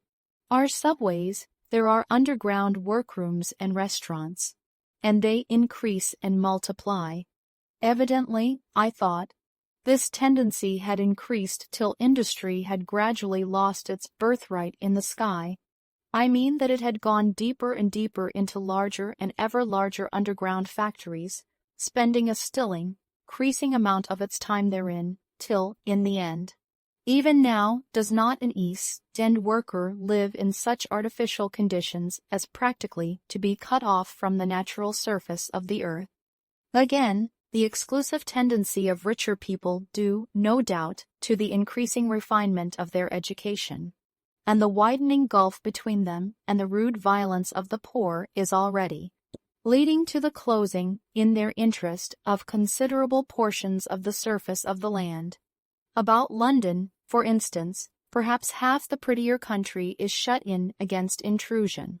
And this same widening gulf, which is due to the length and expense of the higher educational process, and the increased facilities for, and temptations towards refined habits on the part of the rich, will make that exchange between class and class, that promotion by intermarriage which at present retards the splitting of our species along lines of social stratification, less and less frequent. So, in the end, above ground you must have the haves, pursuing pleasure and comfort and beauty, and below ground the have-nots, the workers getting continually adapted to the conditions of their labor. Once they were there, they would no doubt have to pay rent, and not a little of it, for the ventilation of their caverns, and if they refused, they would starve or be suffocated for arrears. Such of them as were so constituted as to be miserable and rebellious would die, and in the end, the balance being permanent, the survivors would become as well adapted to the conditions of underground life, and as happy in their way, as the upper world people were to theirs. As it seemed to me, the refined beauty and the etiolated pallor followed naturally enough. The great triumph of humanity I had dreamed of took a different shape in my mind. It had been no such triumph of moral education and general cooperation as I had imagined. Instead, I saw a real aristocracy, armed with a perfected science and working to a logical conclusion the industrial system of today. Its triumph had not been simply a triumph over nature, but a triumph over nature and the fellow man. This, I must warn you, was my theory at the time. I had no convenient cicerone in the pattern of the utopian books. My explanation may be absolutely wrong. I still think it is the most plausible one. But even on this supposition, the balanced civilization that was at last attained must have long since passed its zenith, and was now far fallen into decay. The too perfect security of the upper worlders had led them to a slow movement of degeneration, to a general dwindling in size, strength, and intelligence, that I could see clearly enough already. What had happened to the undergrounders I did not yet suspect, but from what I had seen of the Morlocks, that, by the by, was the name by which these creatures were called, I could imagine that the modification of the human type was even far more profound than among the Eloi, the beautiful race that I already knew. Then came troublesome doubts. Why had the Morlocks taken my time machine? For I felt sure it was they who had taken it. Why, too, if the Eloi were masters, could they not restore the machine to me? And why were they so terribly afraid of the dark? I proceeded, as I have said, to question Weena about this underworld. But here again I was disappointed. At first she would not understand my questions, and presently she refused to answer them. She shivered as though the topic was unendurable, and when I pressed her, perhaps a little harshly, she burst into tears. They were the only tears, except my own, I ever saw in that golden age. When I saw them, I ceased abruptly to trouble about the Morlocks, and was only concerned in banishing these signs of the human inheritance from Weena's eyes. And very soon she was smiling and clapping her hands, while I solemnly burned a match. VI, it may seem odd to you, but it was 2 days before I could follow up the new-found clue in what was manifestly the proper way. I felt a peculiar shrinking from those pallid bodies. They were just the half-bleached color of the worms and things one sees preserved in spirit in a zoological museum, and they were filthily cold to the touch. Probably my shrinking was largely due to the sympathetic influence of the Eloi, whose disgust of the Morlocks I now began to appreciate. The next night I did not sleep well. Probably my health was a little disordered. I was oppressed with perplexity and doubt. Once or twice I had a feeling of intense fear for which I could perceive no definite reason. I remember creeping noiselessly into the great hall where the little people were sleeping in the moonlight. That night Weena was among them, and feeling reassured by their presence. It occurred to me even then that in the course of a few days the moon must pass through its last quarter, and the nights grow dark, when the appearances of these unpleasant creatures from below, these whitened lemurs, this new vermin that had replaced the old, might be more abundant. And on both these days I had the restless feeling of one who shirks an inevitable duty. I felt assured that the time machine was only to be recovered by boldly penetrating these underground mysteries. Yet I could not face the mystery. If only I had had a companion, it would have been different.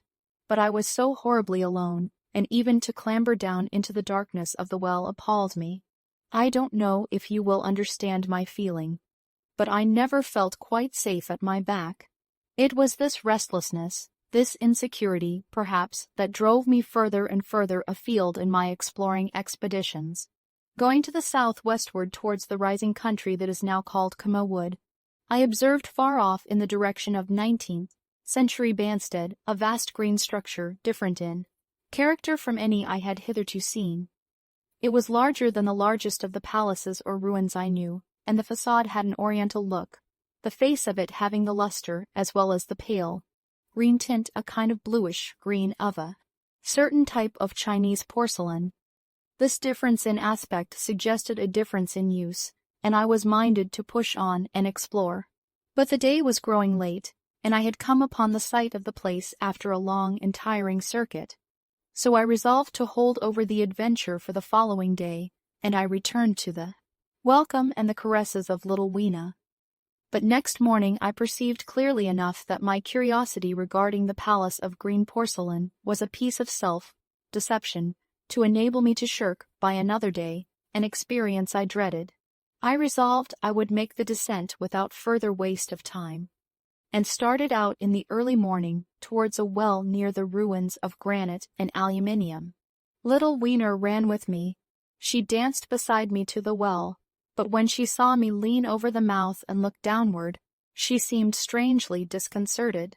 "Good-bye, little Weena," I said, kissing her, and then putting her down, I began to feel over the parapet for the climbing hooks. Rather hastily, I may as well confess, for I feared my courage might leak away. At first she watched me in amazement. Then she gave a most piteous cry, and running to me, she began to pull at me with her little hands. I think her opposition nerved me rather to proceed. I shook her off, perhaps a little roughly, and in another moment I was in the throat of the well. I saw her agonized face over the parapet, and smiled to reassure her. Then I had to look down at the unstable hooks to which I clung. I had to clamber down a shaft of perhaps 200 yards. The descent was effected by means of metallic bars projecting from the sides of the well, and these being adapted to the needs of a creature much smaller and lighter than myself, I was speedily cramped and fatigued by the descent, and not simply fatigued. One of the bars bent suddenly under my weight, and almost swung me off into the blackness beneath. For a moment I hung by one hand, and after that experience I did not dare to rest again. Though my arms and back were presently acutely painful, I went on clambering down the sheer descent with as quick a motion as possible. Glancing upward, I saw the aperture, a small blue disk, in which a star was visible, while little Weena's head showed as a round black projection. The thudding sound of a machine below grew louder and more oppressive. Everything save that little disk above was profoundly dark, and when I looked up again, Weena had disappeared. I was in an agony of discomfort. I had some thought of trying to go up the shaft again, and leave the underworld alone, but even while I turned this over in my mind, I continued to descend. At last, with intense relief, I saw dimly coming up, a foot to the right of me, a slender loophole in the wall. Swinging myself in, I found it was the aperture of a narrow horizontal tunnel in which I could lie down and rest. It was not too soon. My arms ached, my back was cramped, and I was trembling with the prolonged terror of a fall. Besides this, the unbroken darkness had had a distressing effect upon my eyes. The air was full of the throb and hum of machinery pumping air down the shaft.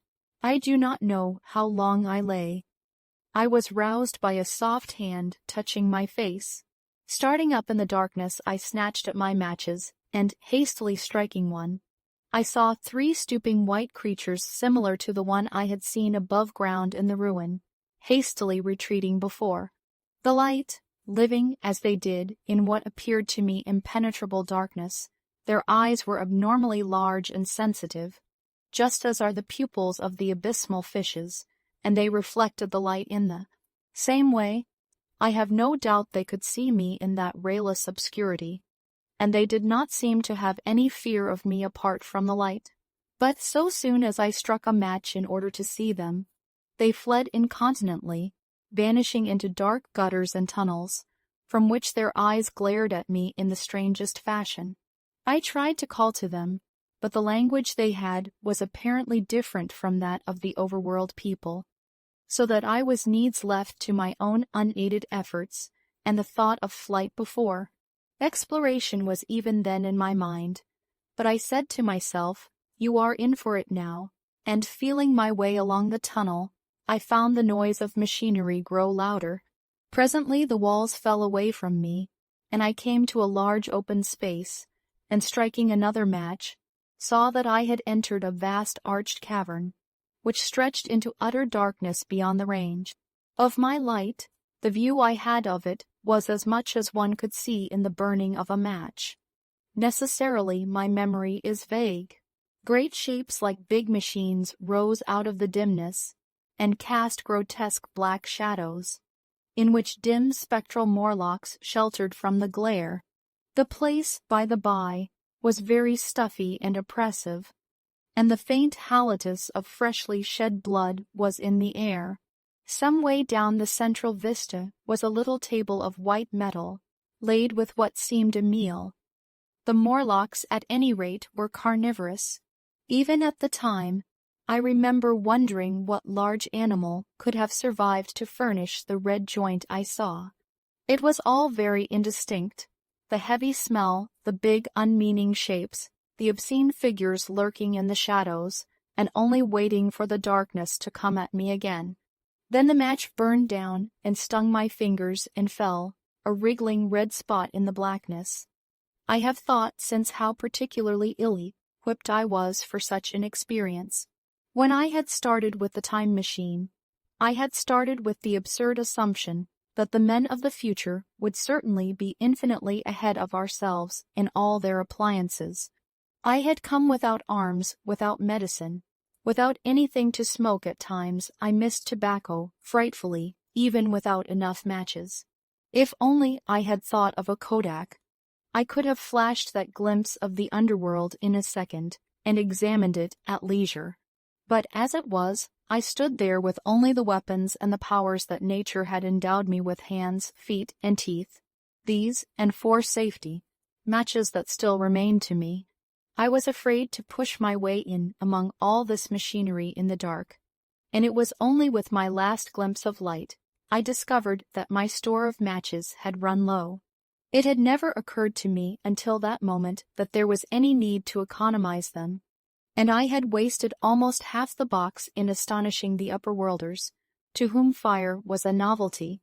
Now, as I say, I had 4 left, and while I stood in the dark, a hand touched mine, lank fingers came feeling over my face, and I was sensible of a peculiar unpleasant odor. I fancied I heard the breathing of a crowd of those dreadful little beings about me. I felt the box of matches in my hand being gently disengaged, and other hands behind me plucking at my clothing. The sense of these unseen creatures examining me was indescribably unpleasant.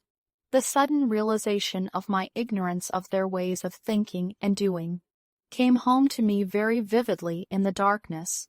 I shouted at them as loudly as I could. They started away, and then I could feel them approaching me again. They clutched at me more boldly, whispering odd sounds to each other. I shivered violently and shouted again rather discordantly. This time they were not so seriously alarmed, and they made a queer laughing noise as they came back at me. I will confess I was horribly frightened. I determined to strike another match and escape under the protection of its glare. I did so, and eking out the flicker with a scrap of paper from my pocket, I made good my retreat to the narrow tunnel. But I had scarce entered this when my light was blown out, and in the blackness I could hear the Morlocks rustling like wind among leaves, and pattering like the rain, as they hurried after me. In a moment I was clutched by several hands, and there was no mistaking that they were trying to haul me back.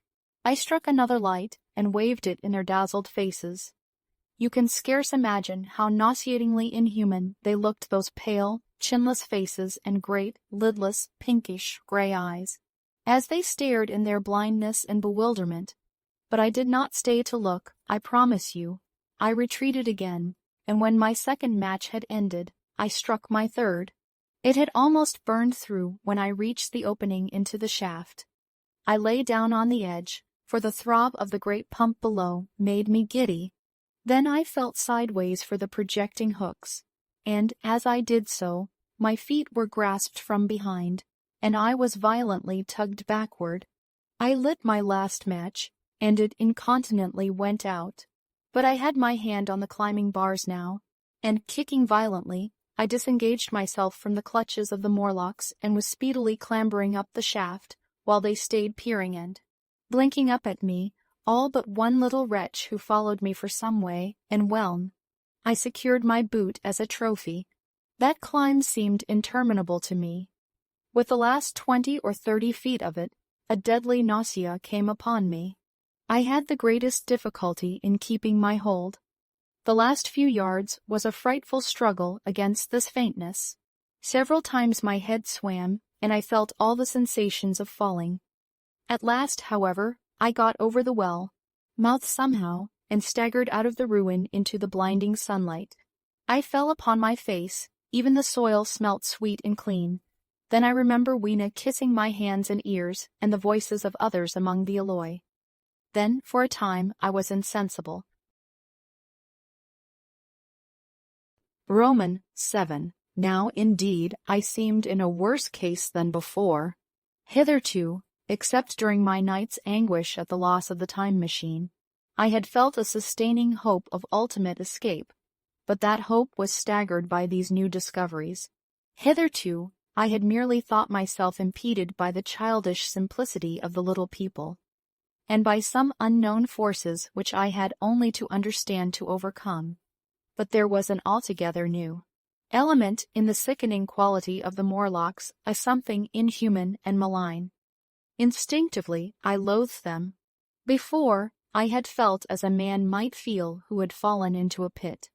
My concern was with the pit and how to get out of it. Now I felt like a beast in a trap, whose enemy would come upon him soon.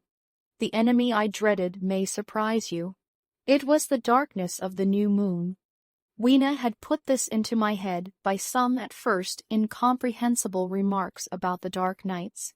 It was not now such a very difficult problem to guess what the coming dark nights might mean. The moon was on the wane. Each night there was a longer interval of darkness, and I now understood to some slight degree, at least, the reason of the fear of the little upper-world people for the dark. I wondered vaguely what foul villainy it might be that the Morlocks did under the new moon. I felt pretty sure now that my second hypothesis was all wrong. The upper-world people might once have been the favored aristocracy, and the Morlocks their mechanical servants, but that had long since passed away. The two species that had resulted from the evolution of man were sliding down towards, or had already arrived at, an altogether new relationship. The Eloi, like the Carolingian kings, had decayed to a mere beautiful futility. They still possessed the earth on sufferance, since the Morlocks, subterranean for innumerable generations, had come at last to find the daylit surface intolerable. And the Morlocks made their garments, I inferred, and maintained them in their habitual needs, perhaps through the survival of an old habit of service.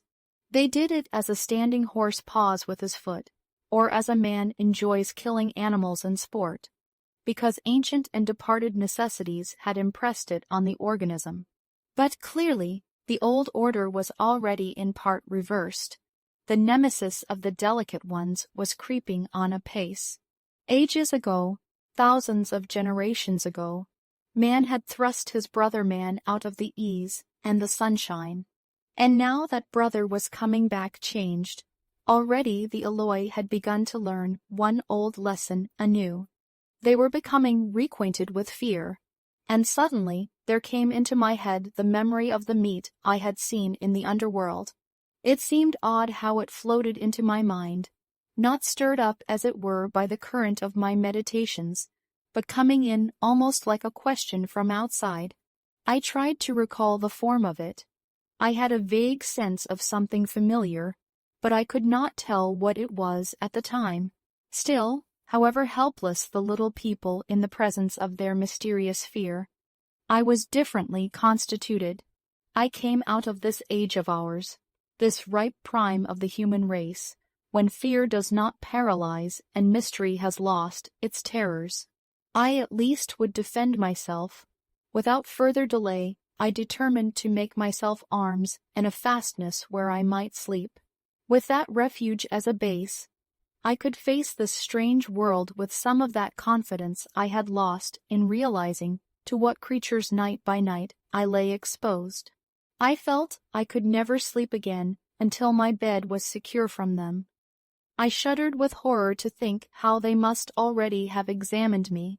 I wandered during the afternoon along the valley of the Thames, but found nothing that commended itself to my mind as inaccessible. All the buildings and trees seemed easily practicable to such dexterous climbers as the Morlocks, to judge by their wells, must be. Then the tall pinnacles of the palace of green porcelain and the polished gleam of its walls came back to my memory, and in the evening, taking Weena like a child upon my shoulder, I went up the hills towards the southwest. The distance I had reckoned was 7 or 8 miles, but it must have been nearer 18. I had first seen the place on a moist afternoon, when distances are deceptively diminished. In addition, the heel of one of my shoes was loose, and a nail was working through the sole. They were comfortable old shoes I wore about indoors so that I was lame. And it was already long past sunset when I came in sight of the palace, silhouetted black against the pale yellow of the sky. Weena had been hugely delighted when I began to carry her, but after a while she desired me to let her down, and ran along by the side of me, occasionally darting off on either hand to pick flowers, to stick in my pockets. My pockets had always puzzled Weena, but at the last she had concluded that they were an eccentric kind of vase for floral decoration. At least she utilized them for that purpose, and that reminds me. In changing my jacket, I found the time-traveler paused, put his hand into his pocket, and silently placed 2 withered flowers, not unlike very large white mallows, upon the little table. Then he resumed his narrative. As the hush of evening crept over the world, and we proceeded over the hill crest towards Wimbledon, Weena grew tired and wanted to return to the house of grey stone. But I pointed out the distant pinnacles of the palace of green porcelain to her, and contrived to make her understand that we were seeking a refuge there from her fear. You know that great pause that comes upon things before the dusk. Even the breeze stops in the trees. To me there is always an air of expectation about that evening stillness. The sky was clear, remote, and empty save for a few horizontal bars far down in the sunset. Well, that night the expectation took the color of my fears. In that darkling calm, my senses seemed preternaturally sharpened. I fancied I could even feel the hollowness of the ground beneath my feet, could indeed almost see through it the Morlocks on their ant hill going hither and thither and waiting for the dark. In my excitement, I fancied that they would receive my invasion of their burrows as a declaration of war. And why had they taken my time machine? So we went on in the quiet, and the twilight deepened into night. The clear blue of the distance faded, and one star after another came out. The ground grew dim, and the trees black. Weena's fears and her fatigue grew upon her. I took her in my arms and talked to her and caressed her. Then, as the darkness grew deeper, she put her arms round my neck, and, closing her eyes, tightly pressed her face against my shoulder. So we went down a long slope into a valley, and there in the dimness I almost walked into a little river. This I waded, and went up the opposite side of the valley, past a number of sleeping houses, and by a statue of fawn, or some such figure, minus the head. Here too were acacias. So far I had seen nothing of the Morlocks, but it was yet early in the night, and the darker hours before the old moon rose were still to come. From the brow of the next hill I saw a thick wood spreading wide and black before me. I hesitated at this. I could see no end to it, either to the right or the left. Feeling tired, my feet, in particular, were very sore. I carefully lowered Weena from my shoulder as I halted, and sat down upon the turf. I could no longer see the palace of green porcelain, and I was in doubt of my direction. I looked into the thickness of the wood, and thought of what it might hide. Under that dense tangle of branches, one would be out of sight of the stars. Even were there no other lurking danger, a danger I did not care to let my imagination loose upon, there would still be all the roots to stumble over and the tree boles to strike against. I was very tired, too, after the excitements of the day, so I decided that I would not face it, but would pass the night upon the open hill. Weena, I was glad to find, was fast asleep. I carefully wrapped her in my jacket, and sat down beside her to wait for the moonrise. The hill side was quiet and deserted, but from the black of the wood there came now and then a stir of living things. Above me shone the stars, for the night was very clear. I felt a certain sense of friendly comfort in their twinkling.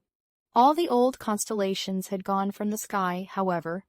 That slow movement which is imperceptible in 100 human lifetimes had long since rearranged them in unfamiliar groupings. But the Milky Way, it seemed to me, was still the same tattered streamer of star, dust as of yore. Southward, as I judged it, was a very bright red star that was new to me. It was even more splendid than our own green Sirius. And amid all these scintillating points of light, one bright planet shone kindly and steadily like the face of an old friend. Looking at these stars suddenly dwarfed my own troubles and all the gravities of terrestrial life. I thought of their unfathomable distance, and the slow, inevitable drift of their movements out of the unknown, past into the unknown future. I thought of the great precessional cycle that the pole of the earth describes. Only 40 times had that silent revolution occurred during all the years that I had traversed. And during these few revolutions all the activity, all the traditions, the complex organizations, the nations, languages, literatures, aspirations, even the mere memory of man as I knew him, had been swept out of existence. Instead were these frail creatures who had forgotten their high ancestry, and the white things of which I went in terror. Then I thought of the great fear that was between the two species, and for the first time, with a sudden shiver, came the clear knowledge of what the meat I had seen might be. Yet it was too horrible. I looked at little Weena sleeping beside me, her face white and star-like under the stars, and forthwith dismissed the thought. Through that long night I held my mind off the Morlocks as well as I could, and whiled away the time by trying to fancy I could find signs of the old constellations in the new confusion. The sky kept very clear, except for a hazy cloud or so. No doubt I dozed at times. Then, as my vigil wore on, came a faintness in the eastward sky, like the reflection of some colorless fire, and the old moon rose, thin and peaked and white. And close behind, and overtaking it, and overflowing it, the dawn came, pale at first, and then growing pink and warm. No Morlocks had approached us. Indeed, I had seen none upon the hill that night, and in the confidence of renewed day, it almost seemed to me that my fear had been unreasonable. I stood up and found my foot with the loose heel swollen at the ankle and painful under the heel. So I sat down again, took off my shoes, and flung them away. I awakened Weena, and we went down into the wood, now green and pleasant instead of black and forbidding. We found some fruit wherewith to break our fast. We soon met others of the dainty ones, laughing and dancing in the sunlight, as though there was no such thing in nature as the night. And then I thought once more of the meat that I had seen. I felt assured now of what it was, and from the bottom of my heart I pitied this last feeble rill from the great flood of humanity. Clearly, at some time in the long ago of human decay, the Morlocks' food had run short. Possibly they had lived on rats and such, like vermin. Even now, man is far less discriminating and exclusive in his food than he was far less than any monkey. His prejudice against human flesh is no deep-seated instinct, and so these inhuman sons of men. I tried to look at the thing in a scientific spirit. After all, they were less human and more remote than our cannibal ancestors of 3,000 or 4,000 years ago. And the intelligence that would have made this state of things a torment had gone. Why should I trouble myself? These Eloi were mere fatted cattle, which the ant-like Morlocks preserved and preyed upon, probably saw to the breeding of. And there was Weena dancing at my side. Then I tried to preserve myself from the horror that was coming upon me, by regarding it as a rigorous punishment of human selfishness. Man had been content to live in ease and delight upon the labors of his fellow man, had taken necessity as his watchword and excuse, and in the fullness of time, necessity had come home to him. I even tried a Carlyle-like scorn of this wretched aristocracy in decay, but this attitude of mind was impossible. However great their intellectual degradation, the Eloi had kept too much of the human form not to claim my sympathy, and to make me perforce a sharer in their degradation and their fear. I had at that time very vague ideas as to the course I should pursue. My first was to secure some safe place of refuge, and to make myself such arms of metal or stone as I could contrive. That necessity was immediate. In the next place, I hoped to procure some means of fire, so that I should have the weapon of a torch at hand, for nothing, I knew, would be more efficient against these Morlocks. Then I wanted to arrange some contrivance to break open the doors of bronze under the white sphinx. I had in mind a battering ram. I had a persuasion that if I could enter those doors and carry a blaze of light before me, I should discover the time machine and escape. I could not imagine the Morlocks were strong enough to move it far away. Weena I had resolved to bring with me to our own time. And turning such schemes over in my mind, I pursued our way towards the building which my fancy had chosen as our dwelling. VIII. I found the palace of green porcelain when we approached it about noon, deserted and falling into ruin. Only ragged vestiges of glass remained in its windows, and great sheets of the green facing had fallen away from the corroded metallic framework. It lay very high upon a turfy down, and looking northeastward before I entered it. I was surprised to see a large estuary, or even creek, where I judged Wandsworth and Battersea must once have been. I thought then, though I never followed up the thought of what might have happened, or might be happening, to the living things in the sea. The material of the palace proved on examination to be indeed porcelain, and along the face of it I saw an inscription in some unknown character. I thought, rather foolishly, that Weena might help me to interpret this, but I only learned that the bare idea of writing had never entered her head. She always seemed to me, I fancy, more human than she was, perhaps because her affection was so human. Within the big valves of the door, which were open and broken, we found, instead of the customary hall, a long gallery lit by many side windows. At the first glance I was reminded of a museum. The tiled floor was thick with dust, and a remarkable array of miscellaneous objects was shrouded in the same gray covering. Then I perceived, standing strange and gaunt in the center of the hall, what was clearly the lower part of a huge skeleton. I recognized by the oblique feet that it was some extinct creature after the fashion of the megatherium. The skull and the upper bones lay beside it in the thick dust, and in one place where water had dropped through a leak in the roof, the thing itself had been worn away. Further in the gallery was the huge skeleton barrel of a brontosaurus. My museum hypothesis was confirmed. Going towards the side, I found what appeared to be sloping shelves, and clearing away the thick dust, I found the old familiar glass cases of our own time. But they must have been air-tight to judge from the fair preservation of some of their contents. Clearly we stood among the ruins of some latter-day South Kensington. Here, apparently, was the paleontological section, and a very splendid array of fossils it must have been, though the inevitable process of decay that had been staved off for a time, and had, through the extinction of bacteria and fungi, lost 99/100ths of its force, was nevertheless, with extreme sureness if with extreme slowness at work again upon all its treasures. Here and there I found traces of the little people, in the shape of rare fossils broken to pieces or threaded in strings upon reeds. And the cases had in some instances been bodily removed by the Morlocks, as I judged. The place was very silent. The thick dust deadened our footsteps. Weena, who had been rolling a sea urchin down the sloping glass of a case, presently came, as I stared about me, and very quietly took my hand and stood beside me.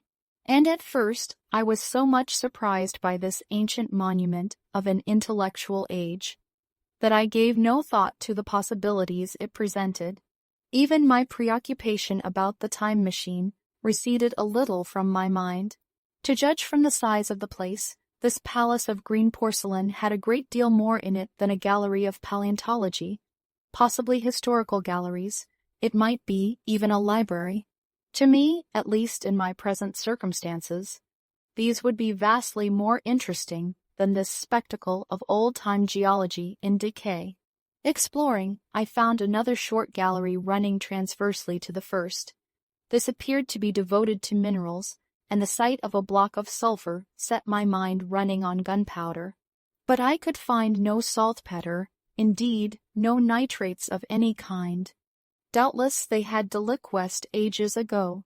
Yet the sulfur hung in my mind, and set up a train of thinking.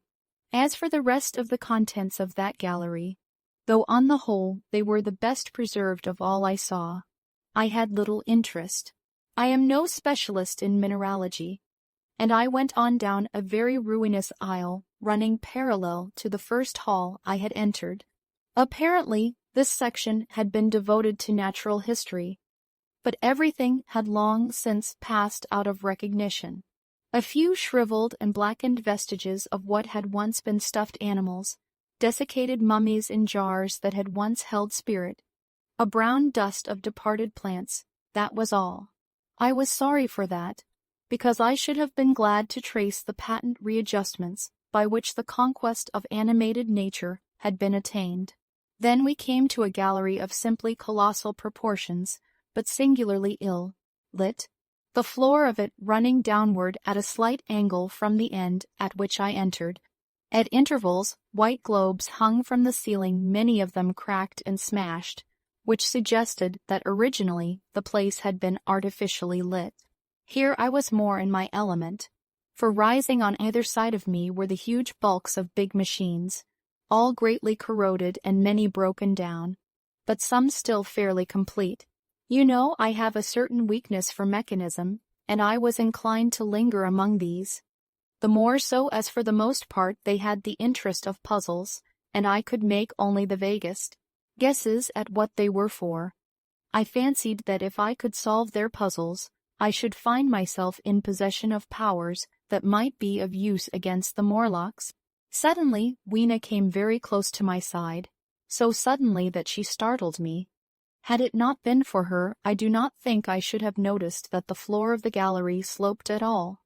Footnote: it may be, of course, that the floor did not slope, but that the museum was built into the side of a hill. Ed.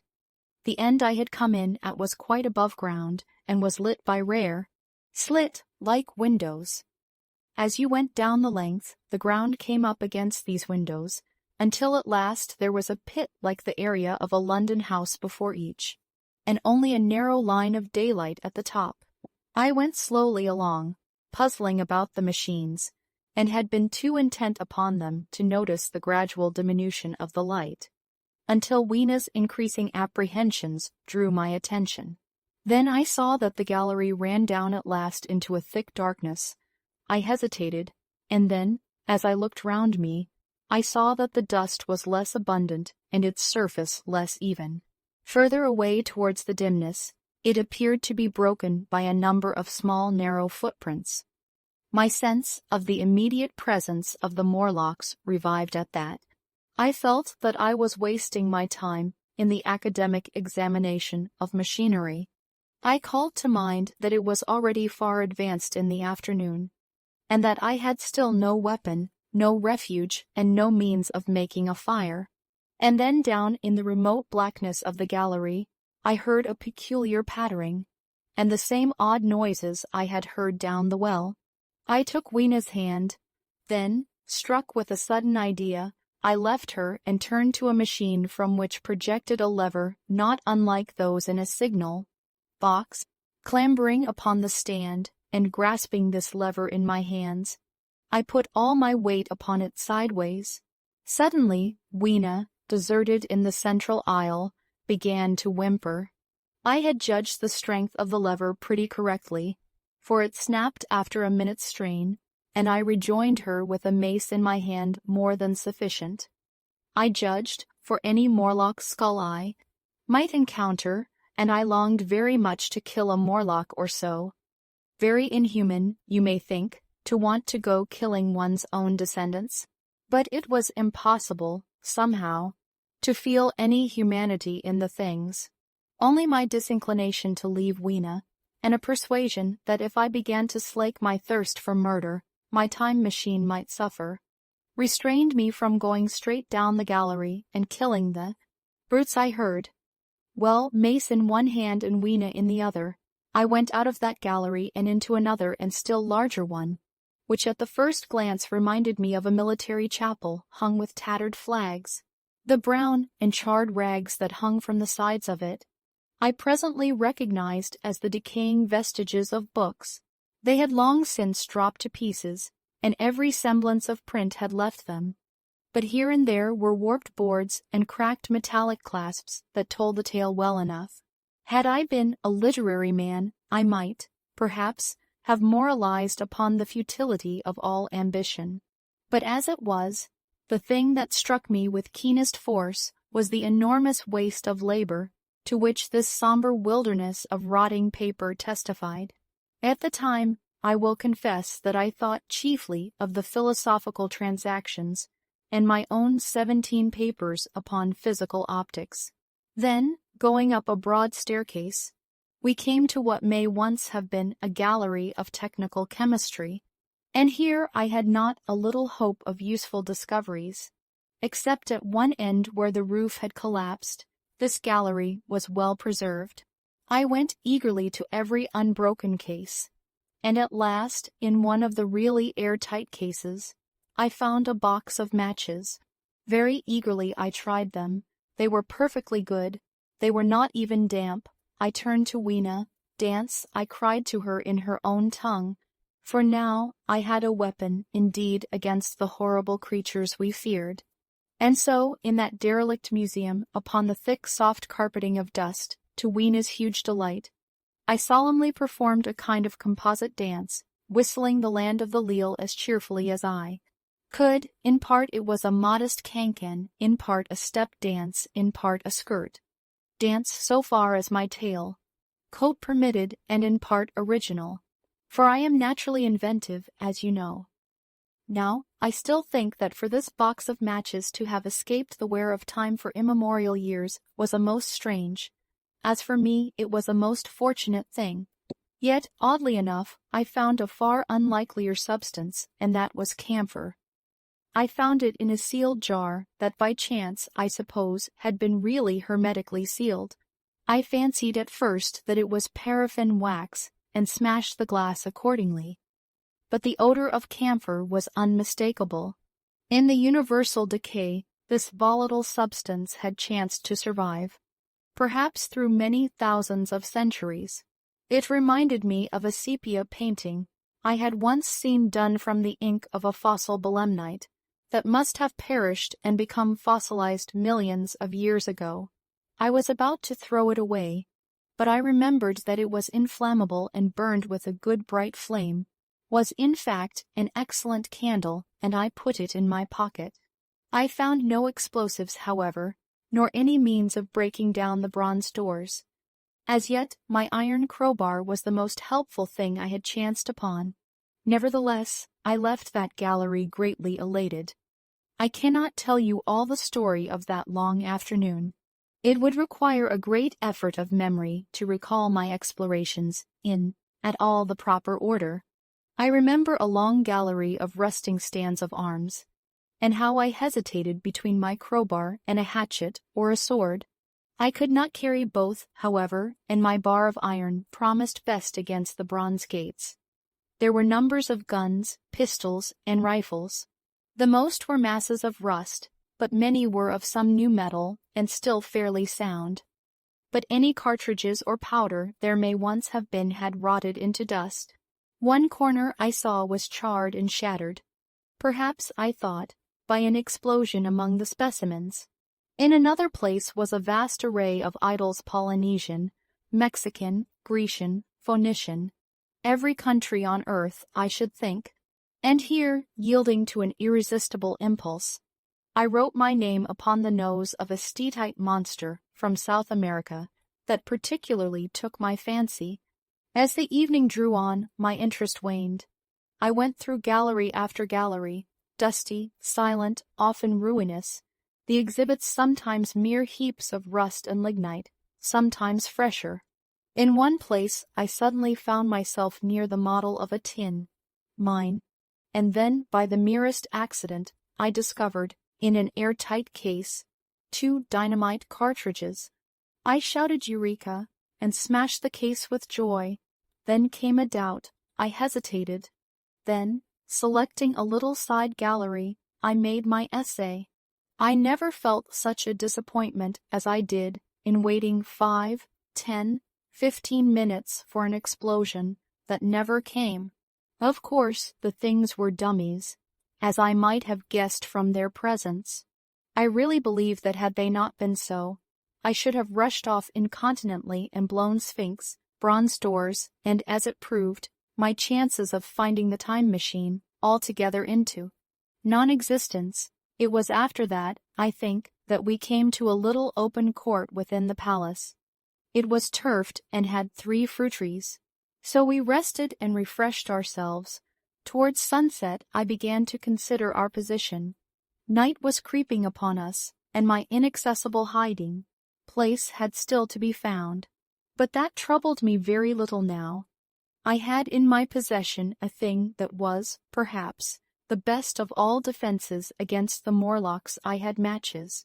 I had the camphor in my pocket, too, if a blaze were needed. It seemed to me that the best thing we could do would be to pass the night in the open, protected by a fire. In the morning there was the getting of the time machine. Towards that, as yet, I had only my iron mace. But now, with my growing knowledge, I felt very differently towards those bronze doors. Up to this, I had refrained from forcing them, largely because of the mystery on the other side. They had never impressed me as being very strong, and I hoped to find my bar of iron not altogether inadequate for the work. Roman 9. We emerged from the palace, while the sun was still in part above the horizon. I was determined to reach the White Sphinx early the next morning, and ere the dusk I purposed pushing through the woods that had stopped me on the previous journey. My plan was to go as far as possible that night, and then, building a fire, to sleep in the protection of its glare. Accordingly, as we went along, I gathered any sticks or dried grass I saw, and presently had my arms full of such litter. Thus loaded, our progress was slower than I had anticipated, and besides Weena was tired, and I began to suffer from sleepiness too, so that it was full night before we reached the wood. Upon the shrubby hill of its edge Weena would have stopped, fearing the darkness before us, but a singular sense of impending calamity, that should indeed have served me as a warning, drove me onward. I had been without sleep for a night and 2 days, and I was feverish and irritable. I felt sleep coming upon me, and the Morlocks with it. While we hesitated, among the black bushes behind us, and dim against their blackness, I saw 3 crouching figures. There was scrub and long grass all about us, and I did not feel safe from their insidious approach. The forest, I calculated, was rather less than a mile across. If we could get through it to the bare hill side, there, as it seemed to me, was an altogether safer resting place.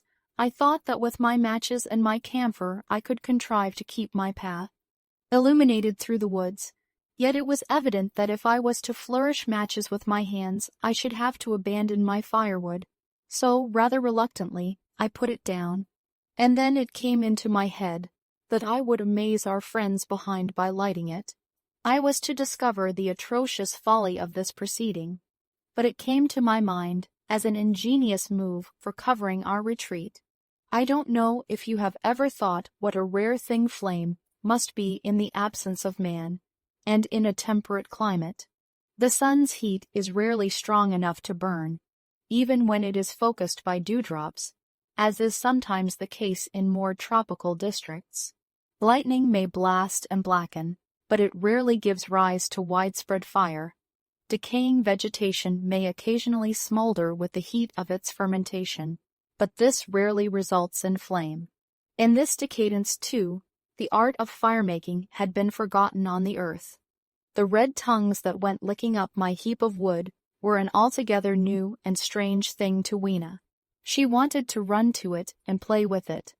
I believe she would have cast herself into it, had I not restrained her. But I caught her up, and in spite of her struggles, plunged boldly before me into the wood. For a little way the glare of my fire lit the path. Looking back presently, I could see, through the crowded stems, that from my heap of sticks the blaze had spread to some bushes adjacent, and a curved line of fire was creeping up the grass of the hill. I laughed at that, and turned again to the dark trees before me. It was very black, and Weena clung to me convulsively, but there was still, as my eyes grew accustomed to the darkness, sufficient light for me to avoid the stems. Overhead it was simply black, except where a gap of remote blue sky shone down upon us here and there. I struck none of my matches because I had no hand free. Upon my left arm I carried my little one. In my right hand I had my iron bar. For some way I heard nothing but the crackling twigs under my feet, the faint rustle of the breeze above, and my own breathing and the throb of the blood vessels in my ears. Then I seemed to know of a pattering about me. I pushed on grimly. The pattering grew more distinct, and then I caught the same queer sound and voices I had heard in the underworld. There were evidently several of the Morlocks, and they were closing in upon me. Indeed, in another minute I felt a tug at my coat, then something at my arm, and Weena shivered violently and became quite still. It was time for a match, but to get one I must put her down. I did so, and, as I fumbled with my pocket, a struggle began in the darkness about my knees, perfectly silent on her part, and with the same peculiar cooing sounds from the Morlocks. Soft little hands, too, were creeping over my coat and back, touching even my neck. Then the match scratched and fizzed. I held it flaring, and saw the white backs of the Morlocks in flight amid the trees. I hastily took a lump of camphor from my pocket, and prepared to light it as soon as the match should wane. Then I looked at Weena. She was lying clutching my feet and quite motionless, with her face to the ground. With a sudden fright I stooped to her. She seemed scarcely to breathe. I lit the block of camphor and flung it to the ground, and as it split and flared up and drove back the Morlocks and the shadows, I knelt down and lifted her. The wood behind seemed full of the stir and murmur of a great company. She seemed to have fainted. I put her carefully upon my shoulder and rose to push on. And then there came a horrible realization. In maneuvering with my matches and Weena, I had turned myself about several times, and now I had not the faintest idea in what direction lay my path. For all I knew, I might be facing back towards the palace of green porcelain. I found myself in a cold sweat. I had to think rapidly what to do. I determined to build a fire and encamp where we were. I put Weena, still motionless, down upon a turfy bowl, and very hastily, as my first lump of camphor waned, I began collecting sticks and leaves. Here and there, out of the darkness round me, the Morlock's eyes shone like carbuncles. The camphor flickered and went out. I lit a match, and as I did so, two white forms that had been approaching Weena dashed hastily away. One was so blinded by the light that he came straight for me, and I felt his bones grind under the blow of my fist. He gave a whoop of dismay, staggered a little way, and fell down. I lit another piece of camphor and went on gathering my bonfire. Presently I noticed how dry was some of the foliage above me, for since my arrival on the time machine, a matter of a week, no rain had fallen. So, instead of casting about among the trees for fallen twigs, I began leaping up and dragging down branches. Very soon I had a choking smoky fire of green wood and dry sticks, and could economize my camphor. Then I turned to where Weena lay beside my iron mace. I tried what I could to revive her, but she lay like one dead. I could not even satisfy myself whether or not she breathed. Now the smoke of the fire beat over towards me, and it must have made me heavy of a sudden. Moreover, the vapor of camphor was in the air. My fire would not need replenishing for an hour or so. I felt very weary after my exertion, and sat down. The wood, too, was full of a slumberous murmur that I did not understand.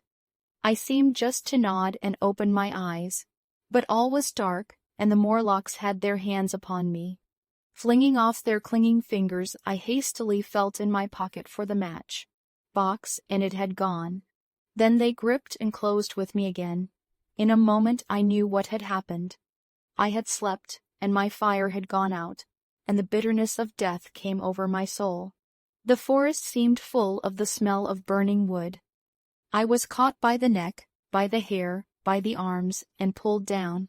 It was indescribably horrible in the darkness to feel all these soft creatures heaped upon me. I felt as if I was in a monstrous spider's web. I was overpowered and went down. I felt little teeth nipping at my neck. I rolled over, and as I did so, my hand came against my iron lever. It gave me strength. I struggled up, shaking the human rats from me, and, holding the bar short, I thrust where I judged their faces might be. I could feel the succulent giving of flesh and bone under my blows, and for a moment I was free. The strange exultation that so often seems to accompany hard fighting came upon me. I knew that both I and Weena were lost, but I determined to make the Morlocks pay for their meat. I stood with my back to a tree, swinging the iron bar before me. The whole wood was full of the stir and cries of them. A minute passed. Their voices seemed to rise to a higher pitch of excitement, and their movements grew faster. Yet none came within reach. I stood glaring at the blackness. Then suddenly came hope. What if the Morlocks were afraid? And close on the heels of that came a strange thing. The darkness seemed to grow luminous. Very dimly I began to see the Morlocks about me, 3 battered at my feet. and then I recognized with incredulous surprise that the others were running in an incessant stream, as it seemed, from behind me and away through the wood in front, and their backs seemed no longer white, but reddish. As I stood agape, I saw a little red spark go drifting across a gap of starlight between the branches, and vanish. And at that I understood the smell of burning wood, the slumberous murmur that was growing now into a gusty roar, the red glow, and the Morlocks' flight. Stepping out from behind my tree and looking back, I saw, through the black pillars of the nearer trees, the flames of the burning forest. It was my first fire coming after me. With that I looked for Weena, but she was gone. The hissing and crackling behind me, the explosive thud as each fresh tree burst into flame, left little time for reflection. My iron bar still gripped, I followed in the Morlock's path. It was a close race. Once the flames crept forward so swiftly on my right as I ran that I was outflanked and had to strike off to the left.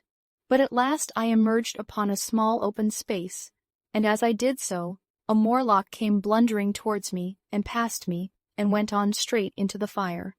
And now I was to see the most weird and horrible thing, I think, of all that I beheld in that future age. This whole space was as bright as day with the reflection of the fire. In the center was a hillock or tumulus, surmounted by a scorched hawthorn. Beyond this was another arm of the burning forest, with yellow tongues already writhing from it, completely encircling the space with a fence of fire. Upon the hill side were some 30 or 40 Morlocks, dazzled by the light and heat, and blundering hither and thither against each other in their bewilderment.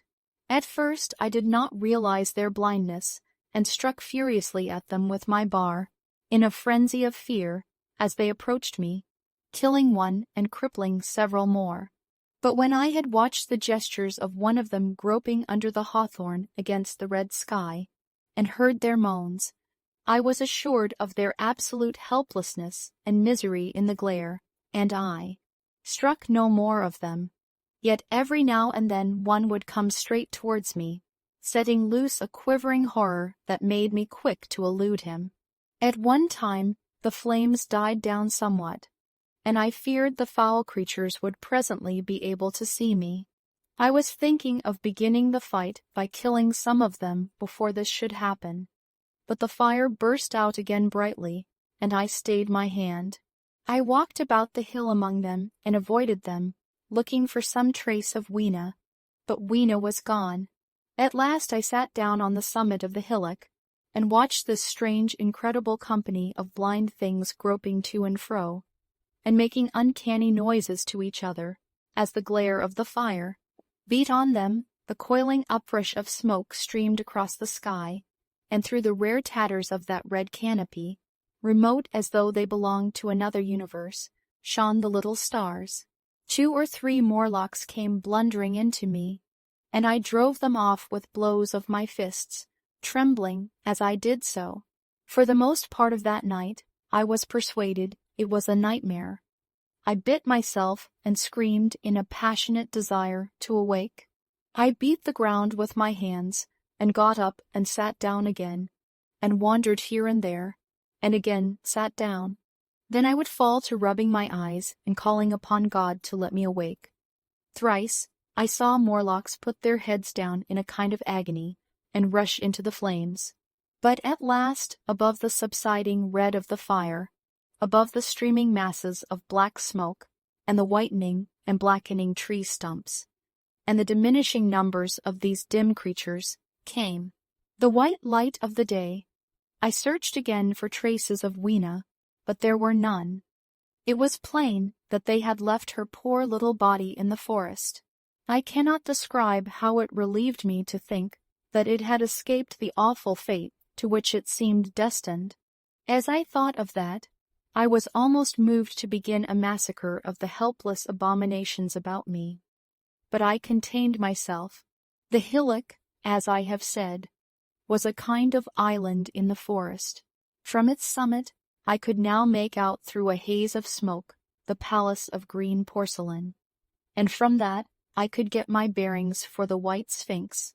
And so, leaving the remnant of these damned souls still going hither and thither and moaning, as the day grew clearer, I tied some grass about my feet and limped on across smoking ashes and among black stems that still pulsated internally with fire, towards the hiding place of the time machine. I walked slowly, for I was almost exhausted, as well as lame, and I felt the intensest wretchedness for the horrible death of little Weena. It seemed an overwhelming calamity. Now, in this old familiar room, it is more like the sorrow of a dream than an actual loss. But that morning it left me absolutely lonely again, terribly alone. I began to think of this house of mine, of this fireside, of some of you, and with such thoughts came a longing that was pain. But as I walked over the smoking ashes under the bright morning sky, I made a discovery. In my trouser pocket were still some loose matches. The box must have leaked before it was lost. About 8 or 9 in the morning, I came to the same seat of yellow metal, from which I had viewed the world upon the evening of my arrival. I thought of my hasty conclusions upon that evening, and could not refrain from laughing bitterly at my confidence. Here was the same beautiful scene, the same abundant foliage, the same splendid palaces and magnificent ruins, the same silver river running between its fertile banks. The gay robes of the beautiful people moved hither and thither among the trees. Some were bathing in exactly the place where I had saved Weena, and that suddenly gave me a keen stab of pain. And like blots upon the landscape rose the cupolas above the ways to the underworld. I understood now what all the beauty of the overworld people covered. Very pleasant was their day, as pleasant as the day of the cattle in the field.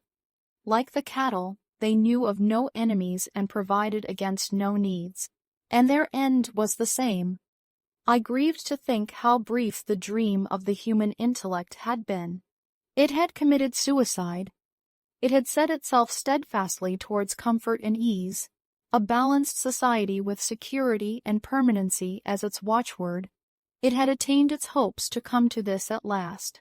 Once life and property must have reached almost absolute safety. The rich had been assured of his wealth and comfort, the toiler assured of his life and work. No doubt in that perfect world there had been no unemployed problem, no social question left unsolved, and a great quiet had followed. It is a law of nature we overlook, that intellectual versatility is the compensation for change, danger, and trouble. An animal perfectly in harmony with its environment is a perfect mechanism. Nature never appeals to intelligence until habit and instinct are useless. There is no intelligence where there is no change and no need of change. Only those animals partake of intelligence that have to meet a huge variety of needs and dangers. So, as I see it, the upper world man had drifted towards his feeble prettiness, and the underworld to mere mechanical industry. But that perfect state had lacked one thing, even for mechanical perfection: absolute permanency. Apparently, as time went on, the feeding of the underworld, however it was effected, had become disjointed. Mother Necessity, who had been staved off for a few thousand years, came back again, and she began below.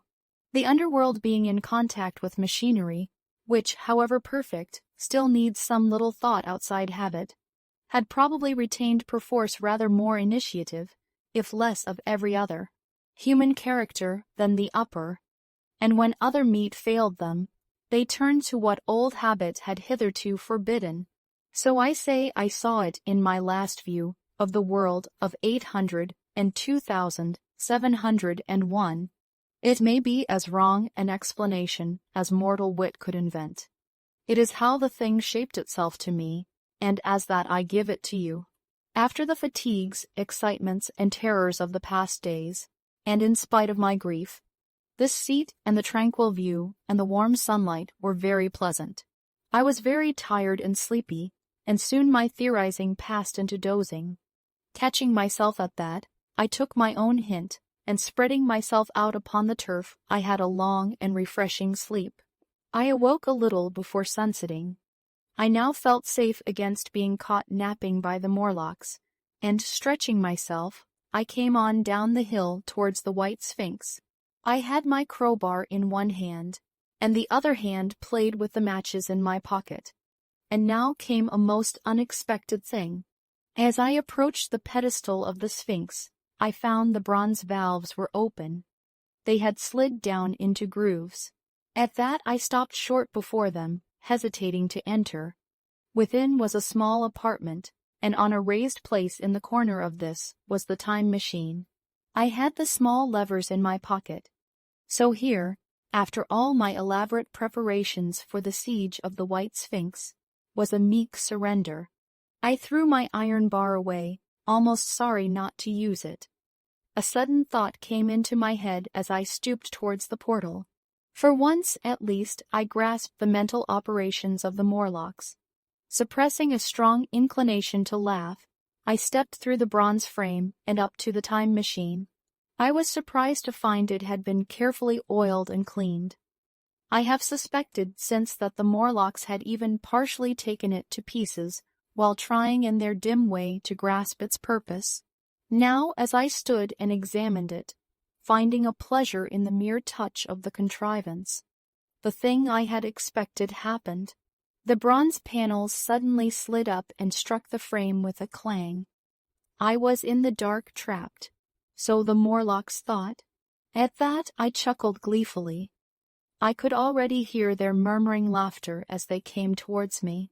Very calmly I tried to strike the match. I had only to fix on the levers and depart then like a ghost. But I had overlooked one little thing. The matches were of that abominable kind that light only on the box. You may imagine how all my calm vanished. The little brutes were close upon me. One touched me. I made a sweeping blow in the dark at them with the levers, and began to scramble into the saddle of the machine. Then came one hand upon me, and then another. Then I had simply to fight against their persistent fingers for my levers, and at the same time feel for the studs over which these fitted. One, indeed, they almost got away from me. As it slipped from my hand, I had to butt in the dark with my head. I could hear the Morlock's skull ring to recover it. It was a nearer thing than the fight in the forest, I think, this last scramble. But at last the lever was fitted and pulled over. The clinging hand slipped from me. The darkness presently fell from my eyes. I found myself in the same grey light and tumult I have already described.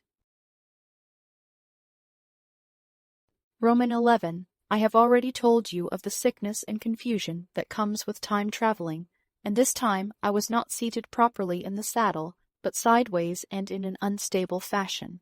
For an indefinite time I clung to the machine as it swayed and vibrated, quite unheeding how I went, and when I brought myself to look at the dials again, I was amazed to find where I had arrived.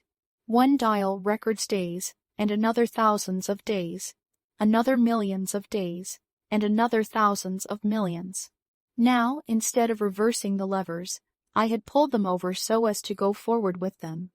And when I came to look at these indicators, I found that the thousands hand was sweeping round as fast as the seconds hand of a watch into futurity. As I drove on, a peculiar change crept over the appearance of things. The palpitating grayness grew darker. Then, though I was still traveling with prodigious velocity, the blinking succession of day and night, which was usually indicative of a slower pace, returned, and grew more and more marked. This puzzled me very much at first. The alternations of night and day grew slower and slower, and so did the passage of the sun across the sky, until they seemed to stretch through centuries. At last a steady twilight brooded over the earth, a twilight only broken now and then when a comet glared across the darkling sky. The band of light that had indicated the sun had long since disappeared, for the sun had ceased to set. It simply rose and fell in the west, and grew ever broader and more red. All trace of the moon had vanished. The circling of the stars, growing slower and slower, had given place to creeping points of light.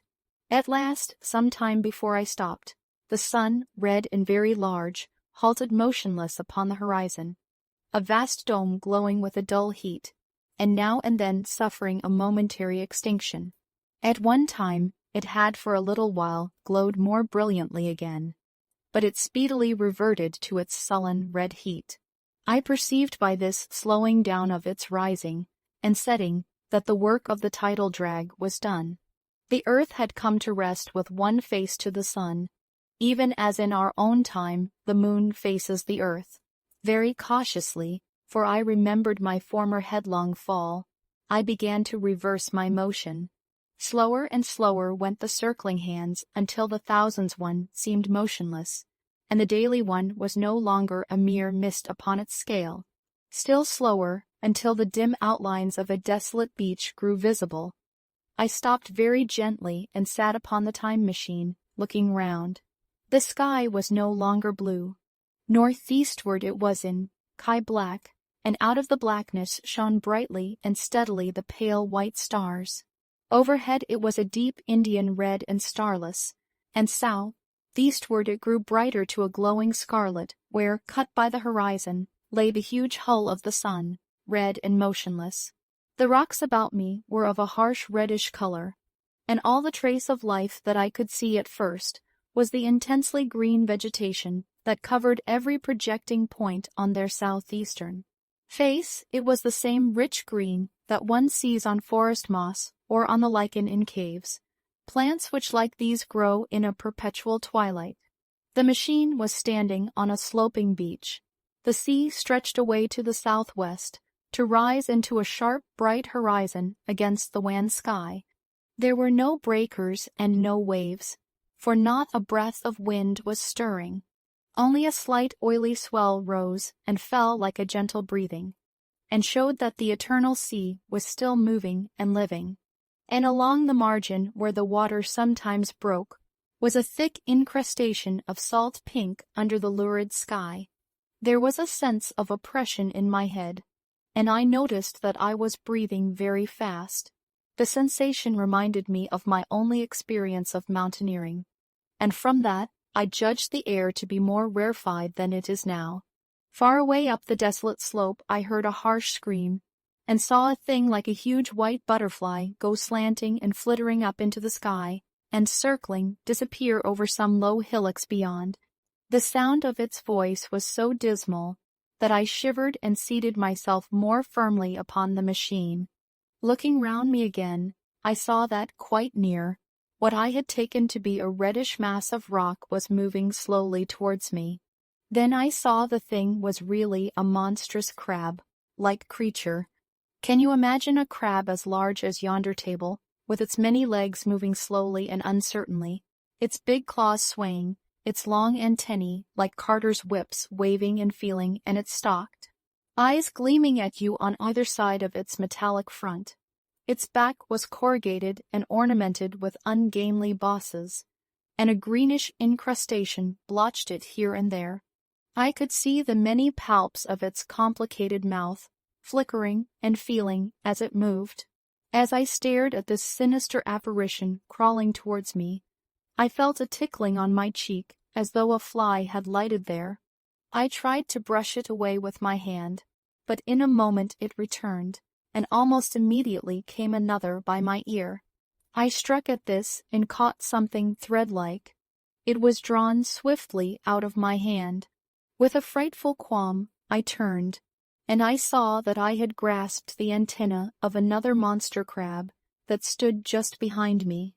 Its evil eyes were wriggling on their stalks, its mouth was all alive with appetite, and its vast ungainly claws, smeared with an algal slime, were descending upon me.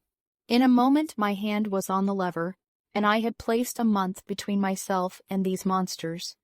But I was still on the same beach, and I saw them distinctly now as soon as I stopped. Dozens of them seemed to be crawling here and there, in the somber light, among the foliated sheets of intense green. I cannot convey the sense of abominable desolation that hung over the world. The red eastern sky, the northward blackness, the salt Dead Sea, the stony beach crawling with these foul, slow-stirring monsters, the uniform poisonous, looking green of the lichenous plants, the thin air that hurts one's lungs, all contributed to an appalling effect. I moved on 100 years, and there was the same red sun a little larger, a little duller, the same dying sea, the same chill air, and the same crowd of earthy crustacea creeping in and out among the green weed and the red rocks. And in the westward sky, I saw a curved pale line like a vast new moon.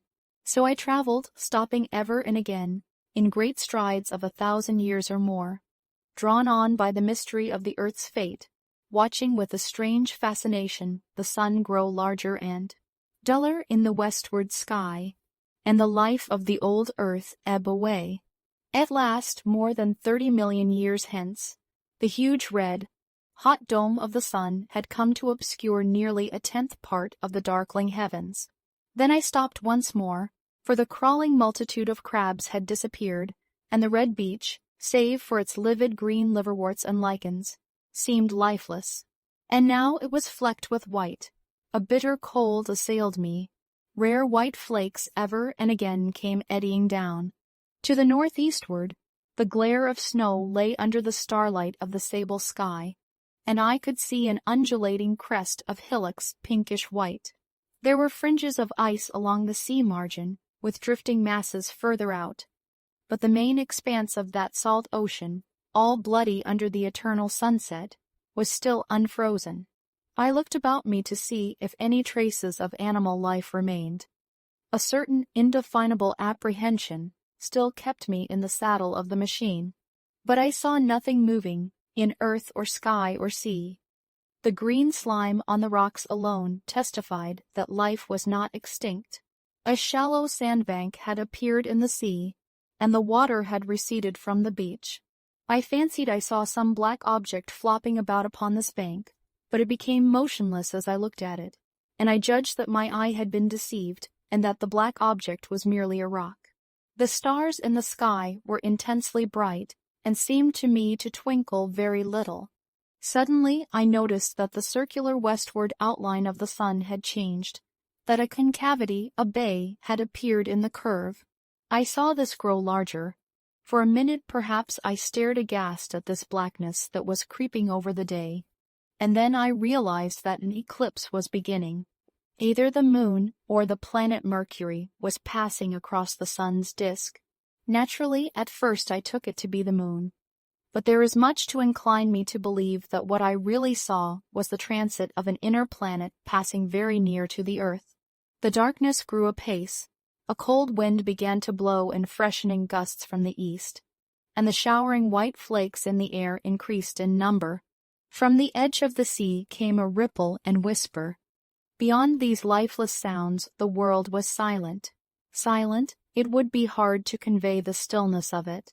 All the sounds of man, the bleating of sheep, the cries of birds, the hum of insects, the stir that makes the background of our lives, all that was over.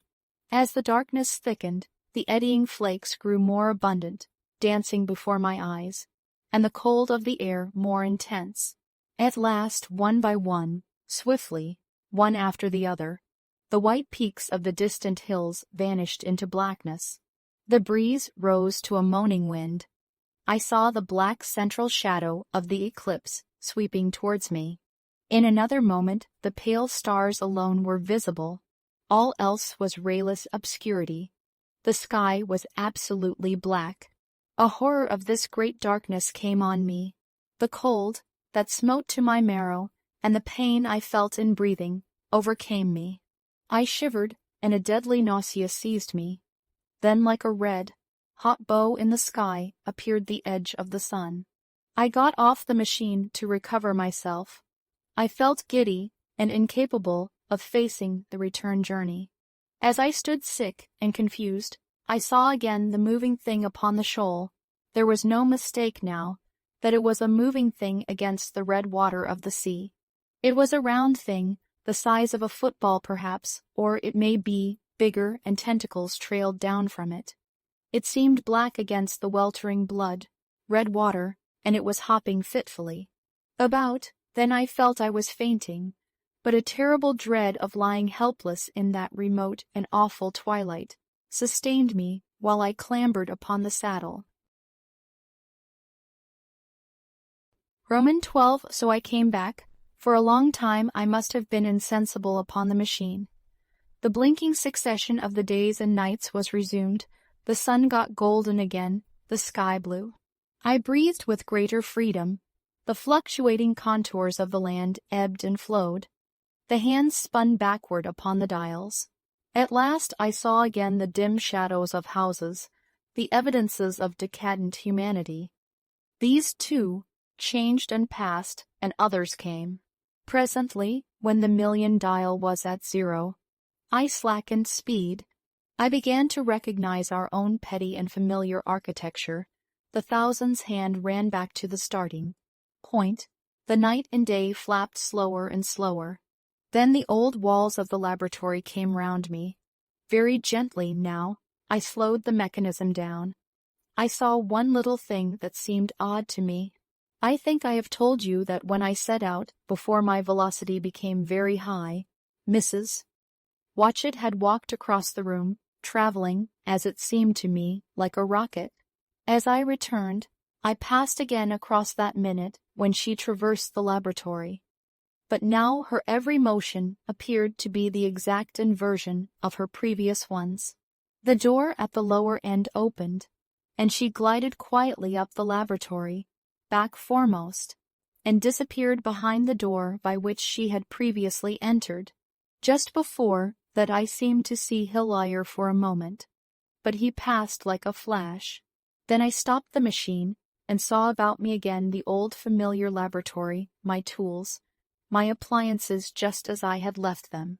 I got off the thing very shaky and sat down upon my bench. For several minutes I trembled violently. Then I became calmer. Around me was my old workshop again, exactly as it had been. I might have slept there, and the whole thing have been a dream. And yet, not exactly. The thing had started from the southeast corner of the laboratory. It had come to rest again in the north-west, against the wall where you saw it. That gives you the exact distance from my little lawn to the pedestal of the White Sphinx, into which the Morlocks had carried my machine. For a time my brain went stagnant. Presently I got up and came through the passage here, limping, because my heel was still painful, and feeling sorely begrimed. I saw the Pall Mall Gazette on the table by the door. I found the date was indeed today, and looking at the timepiece, saw the hour was almost 8 o'clock. I heard your voices and the clatter of plates. I hesitated, I felt so sick and weak.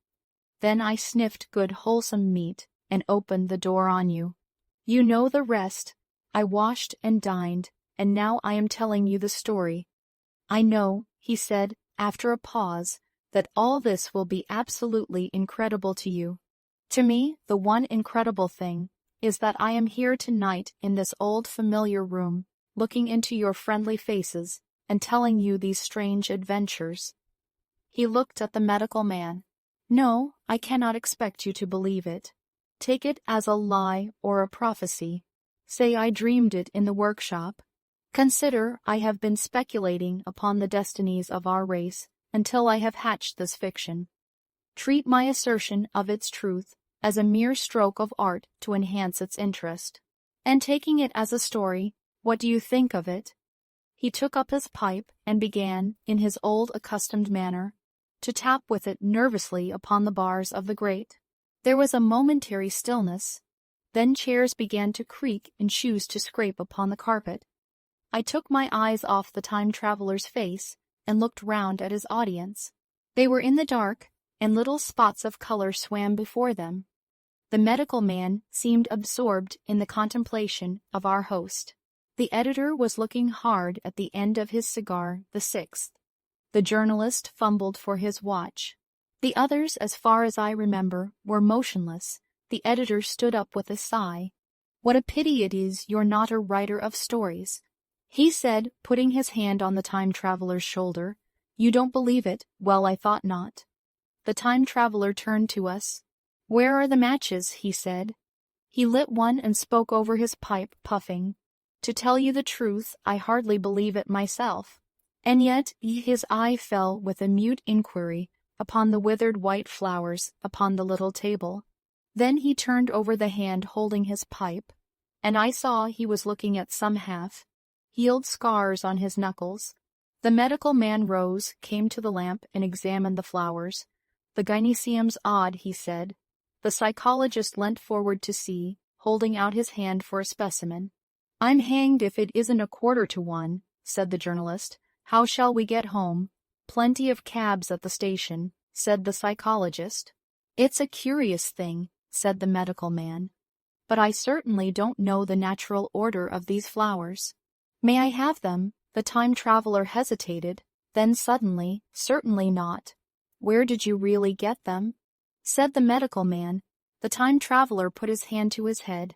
He spoke like one who was trying to keep hold of an idea that eluded him. "They were put into my pocket by Weena when I traveled into time." He stared round the room. "I'm damned if it isn't all going. This room and you and the atmosphere of every day is too much for my memory.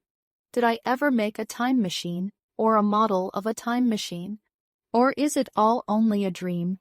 They say life is a dream, a precious poor dream at times, but I can't stand another that won't fit. It's madness, and where did the dream come from? I must look at that machine. If there is one." He caught up the lamp swiftly and carried it, flaring red, through the door into the corridor. We followed him. There in the flickering light of the lamp was the machine sure enough, squat, ugly, and askew. A thing of brass, ebony, ivory, and translucent glimmering quartz. Solid to the touch, for I put out my hand and felt the rail of it, and with brown spots and smears upon the ivory, and bits of grass and moss upon the lower parts, and one rail bent awry. The time traveler put the lamp down on the bench and ran his hand along the damaged rail. "It's all right now," he said. "The story I told you was true. I'm sorry to have brought you out here in the cold." He took up the lamp, and, in an absolute silence, we returned to the smoking room. He came into the hall with us, and helped the editor on with his coat. The medical man looked into his face, and, with a certain hesitation, told him he was suffering from overwork, at which he laughed hugely. I remember him standing in the open doorway, bawling good night. I shared a cab with the editor. He thought the tale a gaudy lie. For my own part, I was unable to come to a conclusion. The story was so fantastic and incredible, the telling so credible and sober. I lay awake most of the night thinking about it. I determined to go next day and see the time traveler again.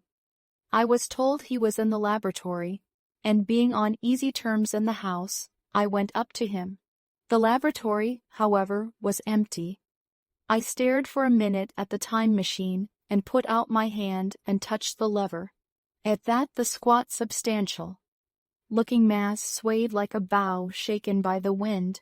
Its instability startled me extremely, and I had a queer reminiscence of the childish days when I used to be forbidden to meddle.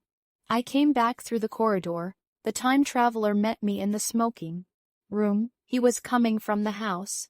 He had a small camera under one arm and a knapsack under the other. He laughed when he saw me and gave me an elbow to shake. "I'm frightfully busy," said he, "with that thing in there." "But is it not some hoax?" I said. "Do you really travel through time?" "Really and truly I do." And he looked frankly into my eyes. He hesitated. His eye wandered about the room. "I only want half an hour," he said. "I know why you came, and it's awfully good of you. There's some magazines here. If you'll stop to lunch, I'll prove you this time traveling up to the hilt, specimen and all. If you'll forgive my leaving you now." I consented, hardly comprehending then the full import of his words, and he nodded and went on down the corridor. I heard the door of the laboratory slam, seated myself in a chair, and took up a daily paper. What was he going to do before lunch time? Then suddenly, I was reminded by an advertisement that I had promised to meet Richardson, the publisher, at 2. I looked at my watch and saw that I could barely save that engagement. I got up and went down the passage to tell the time traveler. As I took hold of the handle of the door, I heard an exclamation, oddly truncated at the end, and a click and a thud. A gust of air whirled round me as I opened the door, and from within came the sound of broken glass falling on the floor. The time traveler was not there. I seemed to see a ghostly, indistinct figure sitting in a whirling mass of black and brass for a moment, a figure so transparent that the bench behind with its sheets of drawings was absolutely distinct, but this phantasm vanished as I rubbed my eyes. The time machine had gone. Save for a subsiding stir of dust, the further end of the laboratory was empty. A pane of the skylight had, apparently, just been blown in. I felt an unreasonable amazement. I knew that something strange had happened, and for the moment could not distinguish what the strange thing might be. As I stood staring, the door into the garden opened and the man-servant appeared. We looked at each other. Then ideas began to come. "Has Mr. gone out that way?" said I. "No, sir, no one has come out this way. I was expecting to find him here." At that I understood. At the risk of disappointing Richardson, I stayed on, waiting for the time traveler, waiting for the second, perhaps still stranger story, and the specimens and photographs he would bring with him. But I am beginning now to fear that I must wait a lifetime. The time traveler vanished 3 years ago, and, as everybody knows now, he has never returned. Epilogue. One cannot choose but wonder, will he ever return? It may be that he swept back into the past and fell among the blood, drinking hairy savages of the age of unpolished stone, into the abysses of the Cretaceous Sea, or among the grotesque saurians, the huge reptilian brutes of the Jurassic times. He may even now, if I may use the phrase, be wandering on some plesiosaurus, haunted Oolitic coral reef, or beside the lonely saline lakes of the Triassic age. Or did he go forward into one of the nearer ages, in which men are still men, but with the riddles of our own time answered and its wearisome problems solved? Into the manhood of the race, for I, for my own part, cannot think that these latter days of weak experiment, fragmentary theory, and mutual discord are indeed man's culminating time. I say for my own part. I know, for the question had been discussed among us long before the time machine was made, thought but cheerlessly of the advancement of mankind, and saw in the growing pile of civilization only a foolish heaping that must inevitably fall back upon and destroy its makers in the end. If that is so, it remains for us to live as though it were not so. But to me, the future is still black, and blank is a vast ignorance, lit at a few casual places by the memory of his story. And I have by me, for my comfort, 2 strange white flowers shriveled now, and brown and flat and brittle, to witness that even when mind and strength had gone, gratitude and a mutual tenderness still lived on in the heart of man.